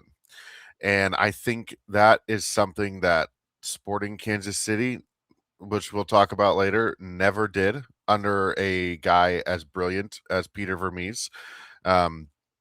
Because sooner or later, what's going to happen in the NWSL and what happened in Major League Soccer was you are going to have to get out of this early part where the team manager and the GM are the ones who but mostly the team manager does everything, right? And Vlatko was everything in terms of the final decision maker on all things soccer. He was the head coach of the first team. There is scouting things that he has to be a part of. There's this that he has to be a part of. There's team meetings that he has to be a part of. There are so many things. And so when you as a club are kind of embarking on this like global brand thing where the current did buy a team over in Norway, and I'm sure they will attempt to buy more women's pro soccer teams around the U.S. or not around the world. NCOs is the thing, man. Yep, it is. And that is, but they also are in a spot now where they've kind of created this like whole multi-club system locally, where the youth clubs are kind of feeding, or in an alliance that's kind of feeding in towards the current and towards a KC Current Academy. Okay, so now we're starting to build an academy model that doesn't exist in the NWSL. So now the sporting director thing is just more than like, let me pick the players I want for the first team and you go figure out the contracts, GM. It is, whoa, I got to manage a lot of this and manage style of play across these kinds of things. And so I think that kind of enticed Vlatko that idea of kind of embarking on a never done before project, because let's face it, he has done everything you can do as a coach, as a head coach in women's soccer. Outside of lift the Women's World Cup, he has won a head coach of the year multiple times. He's won an NWSL Shield now. He has won multiple NWSL championships. He has coached the women's national team. He's done pretty much everything you can do as a women's soccer coach in the US right now. So I think the idea, the move enticed him, and it opened up and kind of led to where we are now, where he is up above, and Chris Armas is, of all people, is coaching the Kansas City Current. It's a bit of a whiplash, I think. I won't even attempt to like claim that I saw it coming, because it's absolutely ridiculous to see any of this coming. I was as stunned as the next person when the report came and a phone call came from the Current about what was going on. But I see the vision. I kind of understand it. I'm interested in how this head coaching thing's going to work out more than I am worried about anything else that's going on at the club at the moment. So, and we were looking at, well, since you mentioned Chris Armas, I'll go here before I have player discussion. So we thought it was an interesting jump for Armas to go from Major League Soccer. And, we were kind of sitting there going, okay, well, you're wondering if Colorado would have been patient enough with Armas, then you would have gotten that, but they decided they didn't want to. So Chris Armas goes to the NWSL. Well, I mean, that's an interesting vibe that you're looking at there, seeing a named coach in Major League Soccer go to the NWSL for the team that everyone is chasing after off the top. Yeah, and I think he was interested in it, and I think as he got more and more, as what we've heard from him, as he got more and more involved in the process, he really wanted to be a part of what was happening. And there are on the field fits that I think work really well.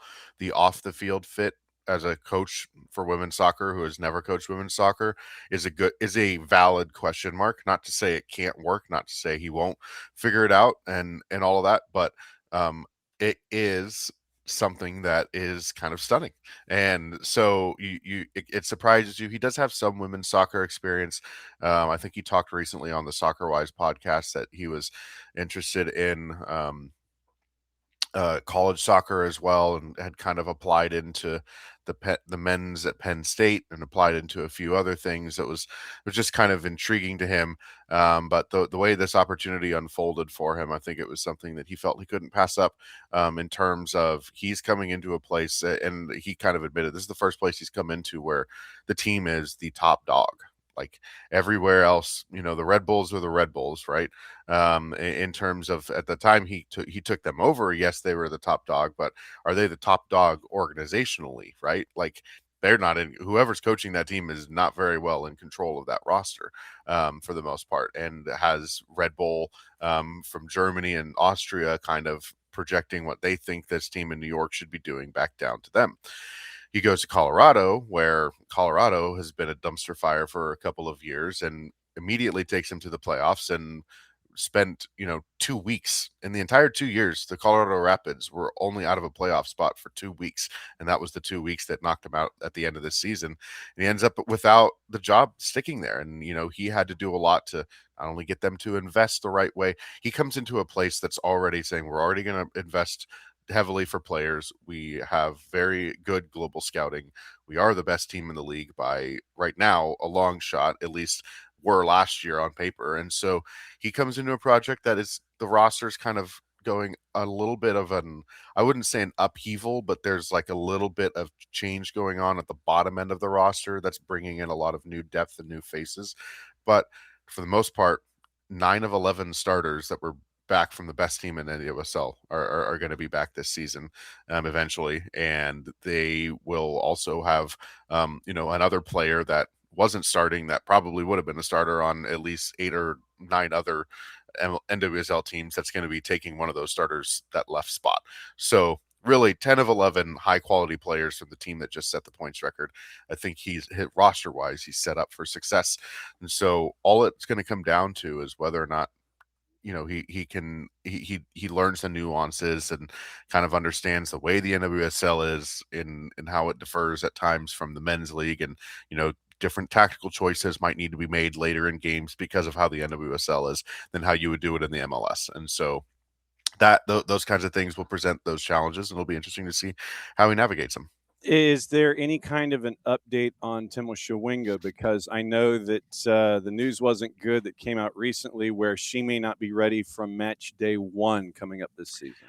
Yeah, so what happens in the NWSL is players what they can do at the end of the season, they can be placed on season-ending injury list. If you are placed on the season-ending injury list at the end of the season, or you start the season on it, you can come off whenever you want. When those players are on the season-ending injury list, there is cap relief from that player's contract, and there is other things. So when a player is injured like that, go at the end of the season, they can roll it over into the beginning of the season for some contract and salary cap and roster type things that they can then eventually trigger kind of later when the player is ready to come off. So there are benefits to it. If a player goes on the season ending injury list in the middle of the season, there's like a certain amount of days that they must stay on, kind of like what's the old baseball, like 100-day or 60-day DL kind of a thing. Yeah. Like a thing. So there's like a minimum number of days that they have to stay on, but not when they start the season on SEI. So both her and Michelle Cooper are on season-ending injury list. They will come off. I don't know how close to the beginning of the season, and if it may be a week or two into the regular season that they come off. But I would be stunned if we're like approaching April and they're not off the list. That would be stunning. I think Temwa's injury was more just kind of pain management, and I don't think it's something that she just needed surgery. She just needed more rest, and they couldn't get her rest as much as they wanted to, or didn't get her enough rest as much as they wanted to in some of those moments. So ultimately I think she'll be fine. Cooper's injury is the one that is interesting because of the foot. Don't know exactly what that is, and whether that is a stress fracture that she was dealing with, what exactly was going on there. So just we'll see what happens there. But yeah, I think Chawinga and Cooper will be fine eventually. It might be, we match day 3 or something like that they eventually come back into the fold. We'll see. Okay, let's turn the page to Sporting. And Sporting has a new coach who is not new to Major League Soccer circles. Is Rafa Vicky? Is he as stone cold staring as we get from Peter Vermes? What do we expect? What do we expect from Rafa Vicky on the touchline? He has that like intense jawline, that's for sure. I mean, he's got a look that'll kind of stare you down in a way. But I think he is an interesting coach. A lot of players that have played for him have loved playing for him. And one of Sporting KC's players that was actually on that U17 national team that Vicky coached was Gianluca Busio, and Busio used to rave about him as a coach, come back from camps and talk about how he liked playing for him. And so I think players like him, and players like working with him. I think he is very intent on getting everybody bought in. And does a good job of doing that from top to bottom of the roster, and kind of getting everybody pulling in a single direction. Whether that direction is going to work is probably the big question mark. But I think he's a good man manager. He's good for Sporting right now because they've got a lot of kind of young players that could be at the point of emerging into really solid pros, and maybe even something beyond that on this roster. And I think that's something that he's done really well in Switzerland. And as this league has changed over time, it's good for those players to get some of that experience. If you recall his time at Chicago, Gaga Slanina came through, Brian Gutierrez, who just went down to Chivas, started to come through, and he was pushing and giving him minutes and stuff like that. So Sporting has a couple of interesting youngsters that are sort of breaking into that first team that I think he fits really well. And then, I also, you just have to look at the situation, right? Chicago Fire at that time, especially, was just the Chicago Fire, right? It was a kind of a laughing stock in a way. You should have just called them the Chicago Dumpster Fire. It could have been, for sure. And I think David Lee is a very more than competent and capable person in charge of soccer operations, and he gets money too coming in here, which I think I don't know if that was necessarily part of the hiring process and part of the discussion, but I am sure some hints were made that you are going to have a good financial backing to have good players that will make an impact on this roster. So that all the developments off the field, I think, kind of help him probably have success in the long term here in Kansas City. And I think I don't know how long it'll take, how long he will end up staying, but I do think that he's kind of the right guy at the right time, I think, for Sporting and the direction that they're trying to pull right now.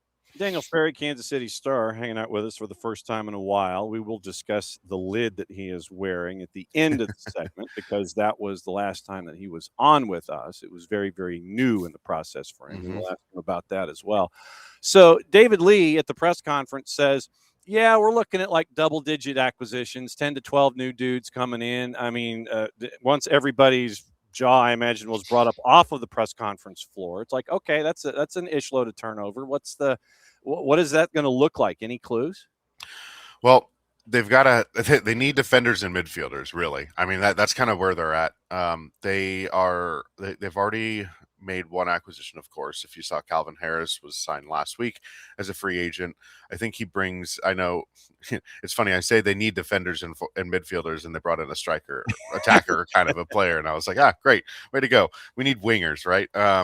This guy, yeah, no, he fits a need for some speed and athleticism up top, which Daniel Shallowy, great player, very technical, very crafty. He's not a burner, and neither is Dejan Joveljic.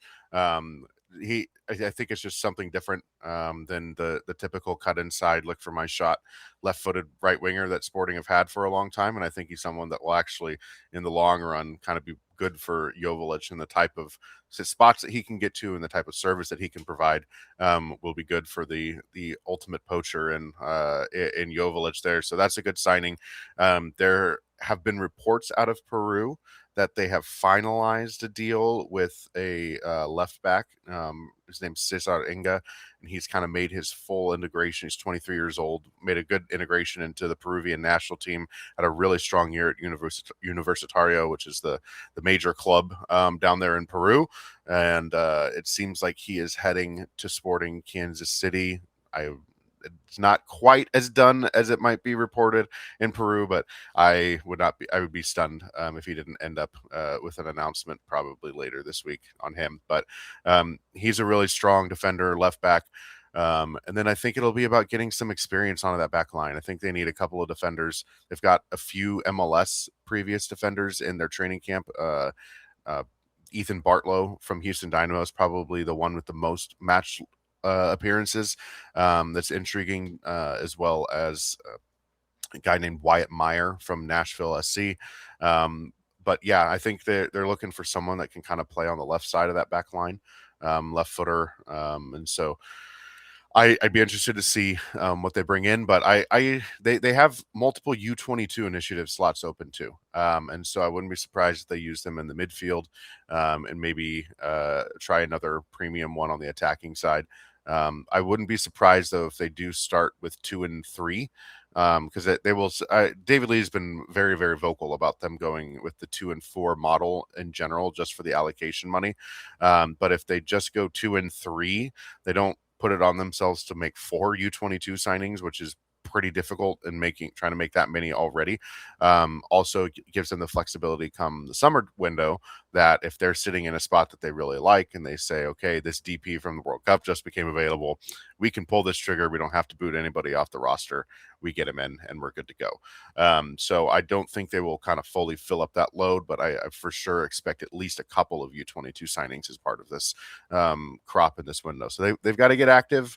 But I think they still have a good couple of weeks here where they can be active and push things through. And you're discussing a defense that when you look at goals allowed, they are the only team in Major League Soccer last year. And I admit it was close, but it's a number that you're attracted to. That started goals allowed with the number 7. 70 goals allowed last season and only scoring 46. So that's basically what a goal and a half scored and 2 goals allowed per match last year. Yep. Yeah, that sounds about right. And so, yeah, then they signed Calvin Harris. Yeah. So I see where you were. I mean, what was it like last year watching Sporting play where it was the horrendous start? And it was almost like you're stepping on a rake, and then it's like the Schleprock black cloud is following them everywhere, finding ways to lose, kind of like LAG was at points. I mean, what was it like last season with this group where, 7 wins total and you lose 20 out of 34?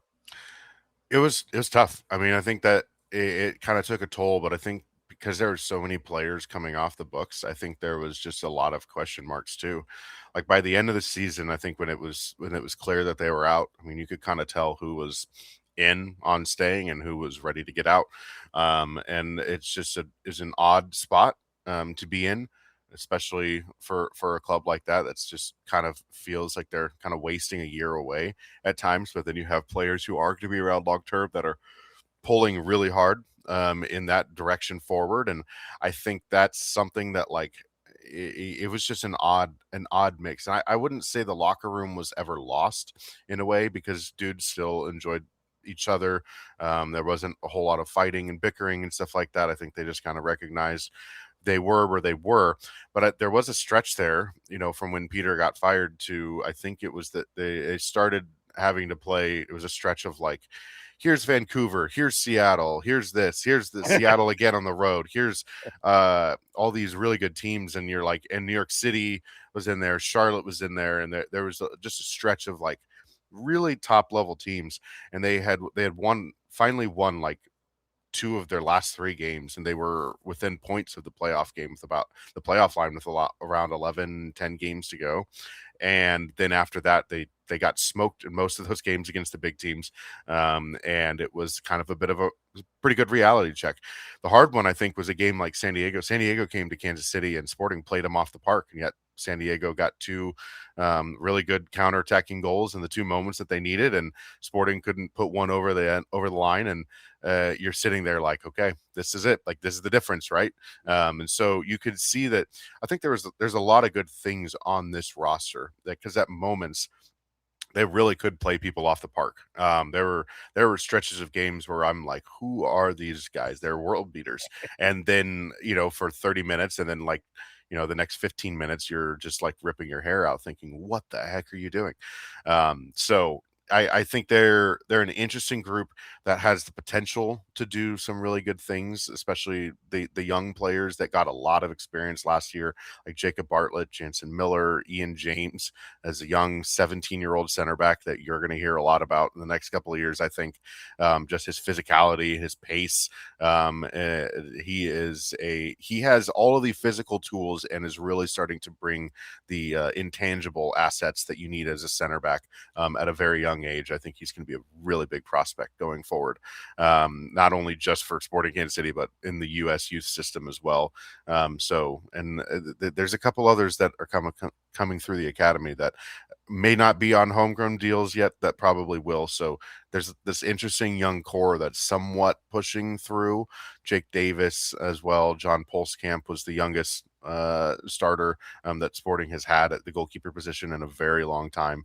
So there's some interesting things kind of coming through that I think will make for interesting conversations if they start making the right leaps forward in the next year. Since you read my notes, I'm going to go ahead and skip to my last question, since you stole that question from me. All right. Last time you were here, the lid that you were wearing, and for those just listening on the audio side of things, it is a lid that has the word DAD on top. Oh, yes. And I believe last time you were with us, you were a new DAD, because you had a producer on for your segment when you were with us. So how old now? So the youngest one is now 9 months. Wow. She is 9 months. She was born 7 weeks early, and she's absolutely killing it. She is kind of the right size as they're supposed to be. She's hit all the right growth charts and all that kind of stuff. So we're pretty happy with how that one's gone. I got this in Florida. We spent about 2 weeks in Florida over the Christmas break time, which was wonderful. Not in Kansas City, sun, beach, warmth. And I found this hat in a store and I was like, you know what? I like this. So we'll pick it up. But yeah, things are going great there. It's been a lot of fun. She is as of last night, kind of started army crawling on us. And so that means we got to go purchase gates and things for the rest of the house. But all looking forward to it and loving the next couple of months that are ahead of us. So do you know if she's left-footed or right-footed yet? I don't know. It's interesting because she'll pick things up predominantly with her right hand for sure. But then as she's been crawling, she has mainly done her work with her left side. There you which go. is interesting. So we'll see. There's no lefties in our family, so I don't know where she'll get it from. So it'll be fun. All right, so hit the promo for me for those that in between your visits here want to keep up with everything going on with current and sporting. How do they do it? You can find me on Twitter at SperryDaniel94, I believe, and Blue Sky as well. Daniel Sperry. There, you'll find me. Yep, I'll talk about the current sporting there. You can read all my stuff at kansascity.com/sports. What he said. Daniel, it's always great to see you, my friend, and do not be a stranger. Like I said, you know where the garage door opener is, and so you know how to. If there's anything going on the planet, you know you can crash, and we'll discuss, and we'll discuss all the things, especially as we get into season. Great to see you, my friend, and congratulations on the ambidextrous member of the family. The confused keepers from every way, left foot, right foot. That's what we're looking for.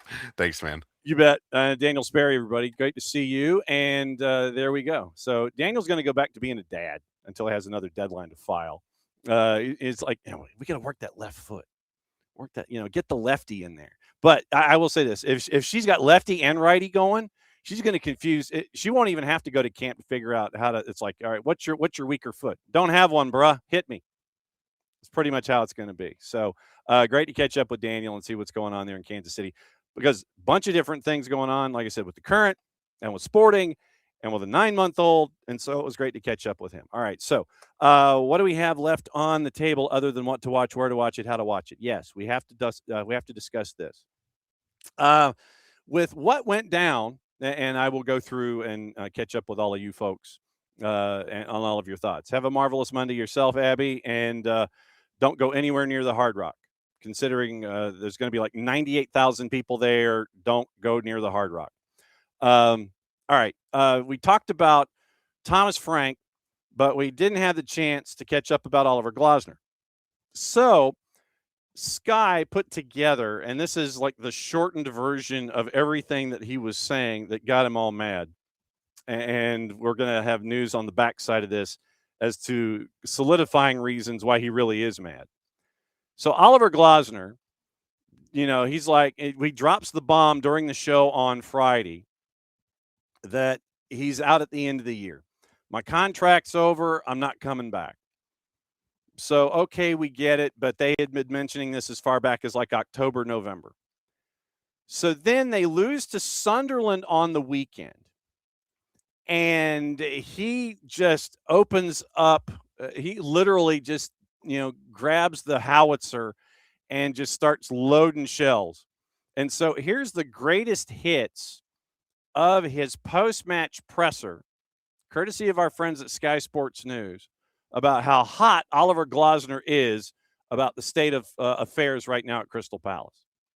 Heart gets torn out twice in a season, one day before a game. With Eze in summer, with Gay now. It's tough to survive, and that's how it feels right now. We feel that we are being abandoned, no support. If Crystal Palace is fine to end the season like this, with Oliver Glasner, with another manager, I don't know, I don't care. And they are fine with this, okay, they can do it. For me, it feels we just wait when all the players are back. It will be okay. We got 42 points at the end, it's all good, it's fine. But it's not how we are acting. Can you stay at the football club when you were this unhappy until the end of the season? Yes, because the players deserve it. The players and the fans deserve it 100%. So, for me, it's now to fight with these players to get the results back. Again, it's not that we're far away from getting a point or winning, but it's they deserve Oliver Glasner to be their leader.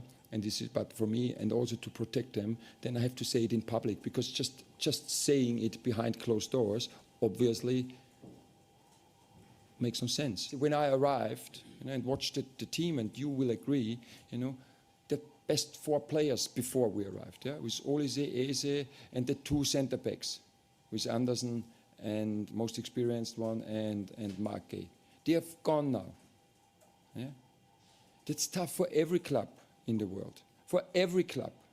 So, and then to think, okay, we sold last year and they got it done, played the best season and they won the FA Cup, it's all good, and we continue doing like this. You will get the bill. You will get the bill. Do you regret the decision to tell the players yesterday that you're going to be leaving in the summer? Why should I? You're just asking. It's an open question. I'll leave it open. I don't think so, no. Oliver Glasner's hot. Understandably so. And we have discussed Crystal Palace a decent amount. And Crystal Palace, to me, just seems like a group that is happy to be here. They're happy to be in the lunchroom. They're not sitting at the cool kids table, but they can kind of hear what the conversations. The starting quarterback, the head of the cheerleaders, all the offensive line, skill position players, the cheerleaders. They've got like their 2 or 3 long rectangular tables, and they're doing their thing at lunch, and they're hanging out, and they're yucking it up, and they're laughing, whatever. Crystal Palace, to me, just kind of seems like they're the group that is like 2 or 3 tables over at lunch. They bring their own lunch, or they might be on the meal plan. And, they don't leave campus to go to McDonald's and bring it back because they've got 4D lunch, but they've got 4th period study hall, and they've got a teacher that, that doesn't want to anger the football coach. And so, if you want to go to McDonald's, go to McDonald's. I know you got 4D lunch. Go ahead and go. Crystal Palace, to me, seems like the group that just kind of wants to hang out in the lunchroom and listen to what's going on in those conversations with the quarterbacks and the cheerleaders. The quarterback, the skill position players, and the cheerleaders. Football team and the cheerleaders, they're having conversations. They're eating McDonald's. They're bringing in pizza. Crystal Palace brings their own lunch, or they're on the meal plan. They're sitting there with the mystery meat and everything else. They just want to kind of hear the conversation. The fact that they're close to the football players and the cheerleaders, they're cool with that. So Oliver Glasner does what he does last year, and they make the deep run. And, we got into the whole thing about Eagle football, but they got into Europe. They were playing in Europe, 9 matches to play in a month. And Glasner says we've only got 12 or 13 players, and we're trying our best and all this kind of stuff. Crystal Palace, I think they're just happy. If they're happy 10, 11, 12, they get to 40 points. Like Glasner said, they get to 42 points. And, we're cool with that. Checks don't bounce. You're not really chasing after players that are high price players to help you get better. You bring in an Eberici Eze, you bring him in, he gets you to a point, you sell him on. That's good business. But then the reinvestment is the issue that you see with Glasner. And Oliver Glasner he's sitting there and he's just like, no, I'm good. But then he says what he says on the weekend and kind of lays it all out there that, we got the 42 points. Yeah, we're good, So he's leaving. And by the way, this morning, the picture came out. So it is like officially official that Mark Gahey, it looks like Gahey is going to be wearing the number 15, I believe. So the picture is in front of the Etihad. He is in his stylish street clothes. He's wearing the Manchester United jersey in one. And then you have the arm around Mark Gahey and the warm-up jacket. And it's the photo where Okay, smile. And he's got his hand over the contract, but he's not signing it. So it's officially official. Mark Gahey is Manchester City on contract until June of 31.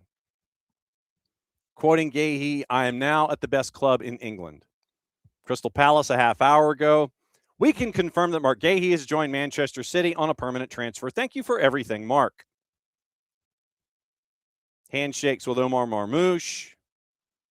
I want to win trophies. That's why I came to Man City. 5.5-year deal. And so that broke out this morning. And so he will be wearing the number 15. And that's, that Oliver Glasner knew that was coming. But still, when you have your number one defender leave, that's never really a good thing. Not that Glasner hasn't found defenders in folks like Lacroix to help you out at the back. And that he has found those pieces to be complementary to Gahey to have a decent defense. But now he has to try and figure out how to do it. So once again, he's going to have to MacGyver results at the back for the rest of the year. So we'll see what happens with the Crystal Palace as they continue going forward, just to kind of let you know where things stand in the Premier League. Once again, you've got Monday Night Football. We'll get into that in a sec. So you've got Monday Night Football, but the table, with Mark Gahey being official, Arsenal's lead after match day 22 is 7 points. Could have been 9, but it's another draw on the books. Next up for them is Manchester United. Next up for Man City is Wolves. Villa is third at 43 points, well behind on goal difference. And the post-match press conference by post-match comments by Unai Emery with Sky, very, very short. Said we're not a top 5 team. How much of that is motivation and how much of that is snap reaction in a loss, we'll wait and see. But the subsequent comments that Emery gave to the club, didn't play well, and you tip your hat to the winners in that situation. So Villa third at 43 points. They had a chance to go north of Manchester City. They did not. But that's your number one group. So it's Arsenal being chased by Man City and Aston Villa. Liverpool's at 36. Manchester United at 35. Chelsea's at 34. Brentford at 33 points. Had a 4-match unbeaten string snapped with a loss last time out. Newcastle's at 33, and they have less goals scored than Brentford. That's why they are at 8. Then Sunderland is 9th, goal difference. Everton 10th at 32. Fulham right now 31 points. Brighton match in hand. They're playing there at 29 points. If they win, they go to 11th. Crystal Palace, once again, happy to be there. 2 draws, 2 points in their last 5 matches. So it's loss, draw, loss, draw, loss. Literally, that's their last 5. Now they get Chelsea coming up next. Spurs at 27. Bournemouth match in hand at 26. If they get a result, they can be as high as 13th. Right now they're in 15th. Leeds at 25 points. Only 1 loss in their last 5. Forest is at 22 points, 5 points clear of West Ham. Burnley's at 14 points, 8 points from safety. And Wolves, who are unbeaten in their last 4. 6 points in their last 4 matches. Right now they're at 8 points. We'll get into juice boxes in a bit. But that's what you're staring at if you are Crystal Palace, happy to be here FC. 28 points, 7, 7, and 8. Almost the same numbers across the board. -2 in goal difference. 28 points. Happy to be here. So that's happy to be here FC. Gossip, rumor, and innuendo right now. Timo Werner looks like it's getting closer and closer to joining San Jose and the Earthquakes. And so according to Sky Germany and Florian Plettenberg, it is soon leaving RB Leipzig, make the transfer happen. They're now paying a €1.5 million severance payment. According to exclusive info from Sky, Werner's going to get $2 million, and he's leaving Leipzig for good, joining San Jose. Sky is reporting already undergone the necessary medical exam in Berlin. Werner's departure, Red Bull are saving around €3 million. So basically, they're like, you're going to get $2 million, and we'll call it a day. So that's what it looks like right now with San Jose. Keep an eye on Luca Langoni to Rosario Central. Jovan Mijatovic to Eintracht Braunschweig from NYC. Edwin Mosqueda, done deal. So that frees up a U22 slot for Atlanta United, and we're going to keep an eye on that. So the deal is done, and Edwin Mosqueda is now a part of Santa Fe. So we'll keep an eye on that. There are another couple of things that we got to get into this morning before we get out of here, and Inter Miami. So it's another move for Messi and friends. Messi and friends officially with Allende. They have figured out the deal with Celta de Vigo, and he is now signed until June of 2030 with an option for one more year. So they bought out the entire pass. They bought the contract. And so now it is Allende and 2030, June of 2030 with an option for one more year. And so that's what you're looking at with Allende. And so we know what it was like to see Allende and Silvetti as the two up top, with Messi playing as a bit of a playmaker. And you saw how dangerous and damaging it was for the rest of Major League Soccer. So now it is once and for all officially official. And with Tadeo Allende, he is now in Inter Miami's camp until 2030. A couple of notes this morning from our friend Ben Jacobs as we take the tour and let you know what other news is going on. And with Jake and Cesar Luis Merlo getting the initial credit, and the release was put out by Messi and friends this morning, the front office, that Allende is now there full time. So news, gossip, innuendo, and reports from our buddy Ben Jacobs, one of the busiest men in all of show business. Matisse Tell omitted from the Champions League squad for the second time this season, despite starting the last four matches under Thomas Frank. Tell understood to be surprised and disheartened. Dominic Solanke comes in to replace him. Let's see, the quotes from Gahey. And by the way, the picture that you see is with Hugo Viana from the front office at Manchester City. So $20 million plus add-ons. The initial fee for Gahey was supposed to be in the neighborhood of 30 to 40. Crystal Palace gets 20 and add-ons. 20 and add-ons for Mark Gahey. Bournemouth close to landing Lazio keeper Christos Mandas on loan with a conditional obligation to buy. Buy option is expected to be under 25 million euro, become mandatory if Bournemouth qualify for European football, and Mandas plays enough matches in the second half of the year. Flamengo set to return with a new bid for Lucas Paquetá this week.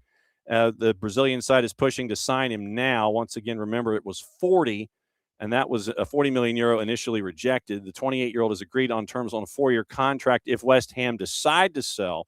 Flamengo is expected to make an improved formal offer. No guarantee it'll be significantly higher than the 40 we were just talking about. The Brazilian club believed their first bid was competitive. Ben Davies at Spurs undergoing surgery today for a fracture of his left ankle. Chelsea continue talks with Rennes for Jeremy Jacquet. Player is keen on the move.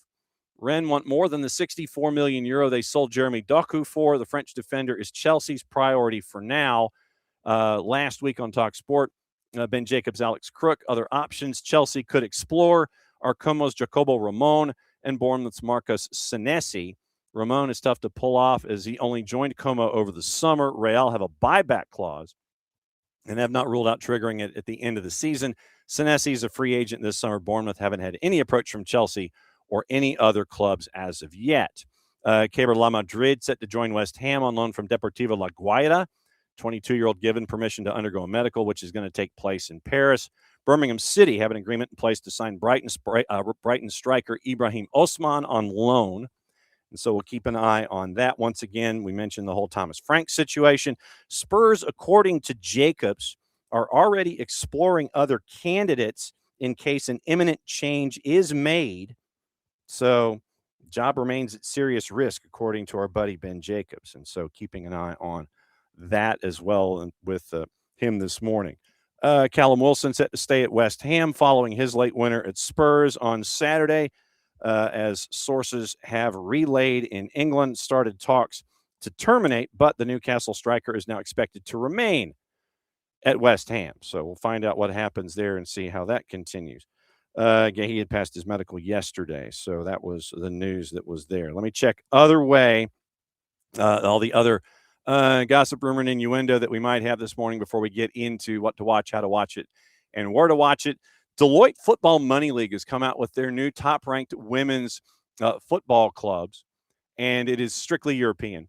And we're going to try and see if we can get somebody to discuss this from Deloitte. Also, in addition, CBA Analytics has come out with a treatise on where Major League Soccer is growing and is going to be growing better than NBA and Major League Baseball. Their growth curve is better than those two, and so we're efforting folks there as well. So Women's Super League clubs, Deloitte has come out with their cumulative revenues, football generating over 150 million euro for the first time for a fourth year, profiling 15 of the top revenue-generating women's clubs globally.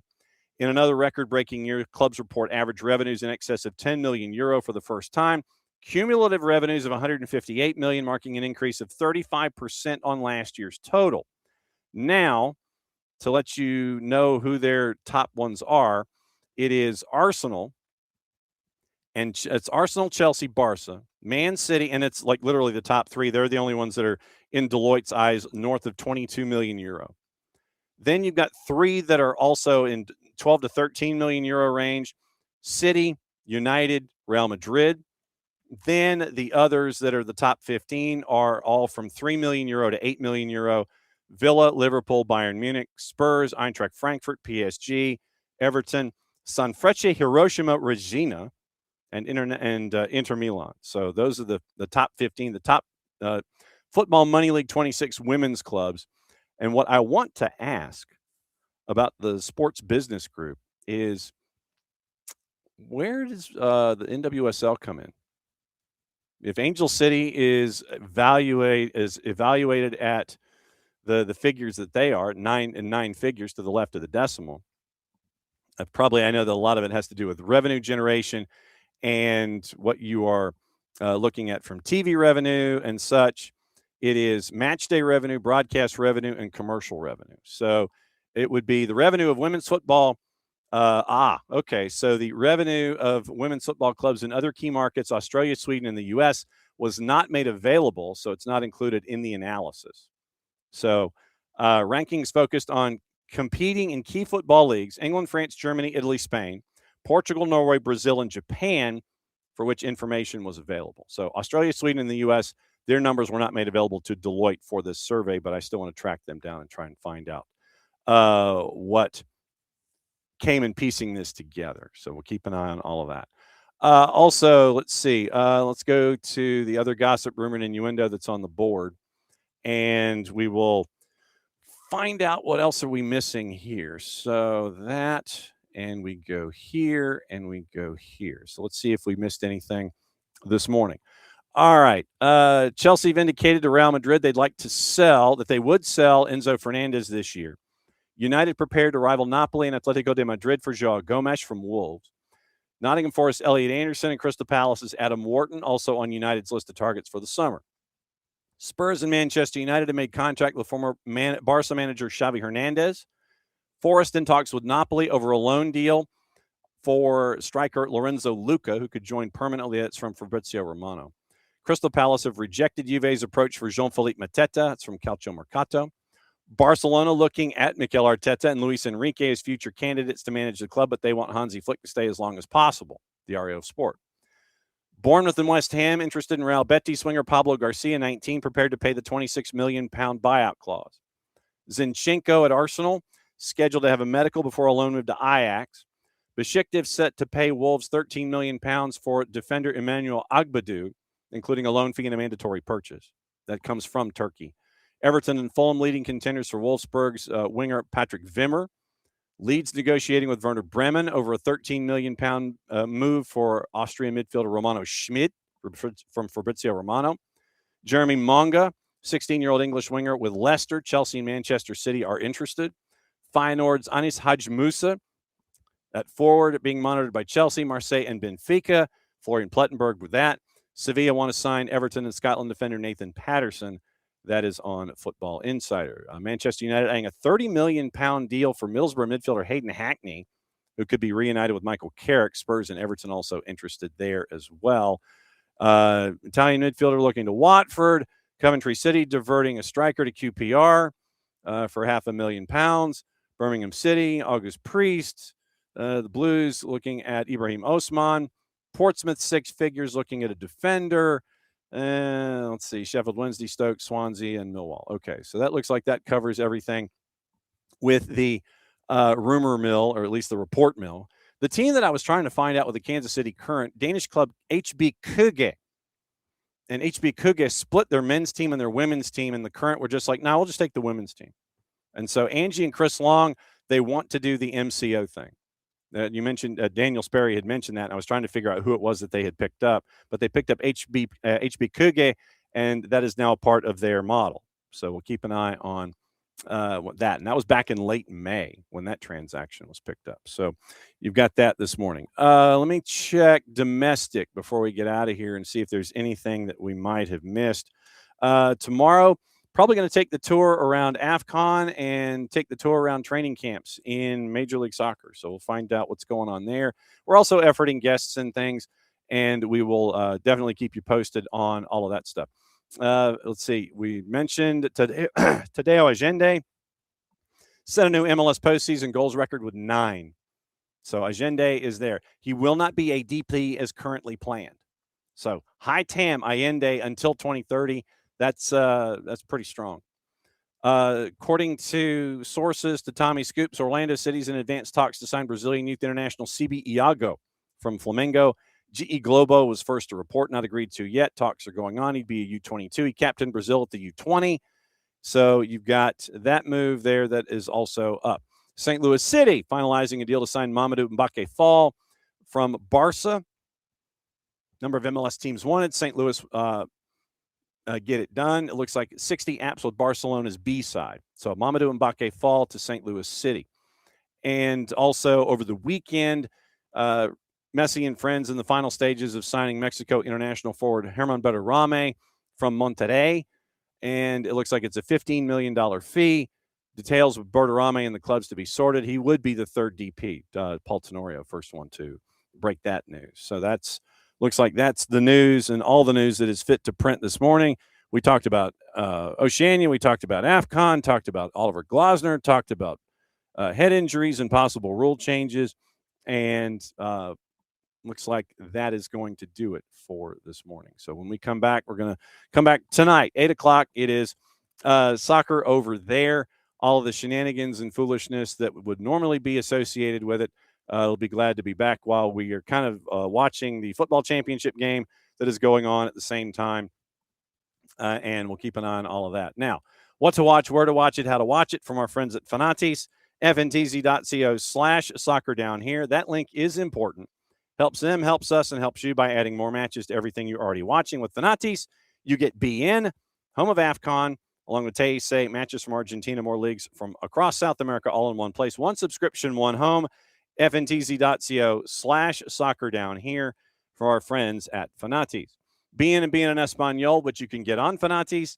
Besiktas and Kayserispor is at noon. Brighton and Bournemouth, 3 o'clock on USA. ESPN Deportes, Elche and Sevilla, also at 3 o'clock. Serie A, Lazio and Como is at 2:45. The Plus also has Elche and Sevilla, Fox ONE, and FoxSports.com, as well as Paramount Plus have Lazio and Como. In addition, at 12:30, Cremonense and Verona is at 12:30.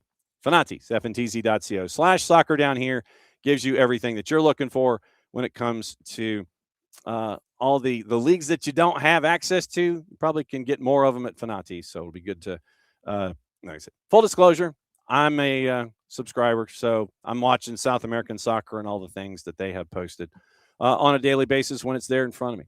So tonight, once again, 8 o'clock, shenanigans, foolishness, touring the planet, 8 o'clock, and it's going to be all of us discussing everything at soccer over there. Back at it again, 9:05 in the morning, and we'll break everything down for you as we tour the planet and let you know what's going on. It is going to be training camp opening up in USL League One. We're trying to effort some folks later on in the week to break that all down for us as well, and chasing after the host cities from U20 for World Cup 26, plus Oceania, the interviews as we go along the week, and we'll keep an eye on all of that stuff here as we go. So for everybody here at SDH, thanks for dropping by, as you always do. And once again, let's see. What was the one thing that I wanted to see before we got out of here? Let's see. Morning Pars, morning Abby, morning David. And Pars, yes, we had to judge the potential of our entire season on preseason games. Absolutely true. Rich, glad to have you back. How about how many wins and draws will you find acceptable the summer break? I don't know if summer break acceptable is a term. Look, just be in the mix.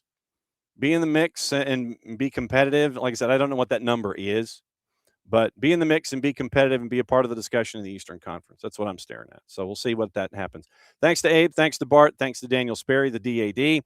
And thanks to all of you for dropping by for another go-round of SDH AM. Great to see all of you folks here this morning. Morning four-card. Good to see you as well after 11 o'clock. So it's glad to have four-card in here as well, and Lokeville who joins in, and 130 who comes in for watching us on the YouTube. So thanks for accessing us however you do so. 8 o'clock tonight, soccer over there. Shenanigans and all the things. And since it is the end of the show, that means I get to do this. Back at it again tonight, 8 o'clock Eastern for soccer over there. We discuss a lot of stuff. It's the official term, back at it here in less than 22 hours. See you in a bit.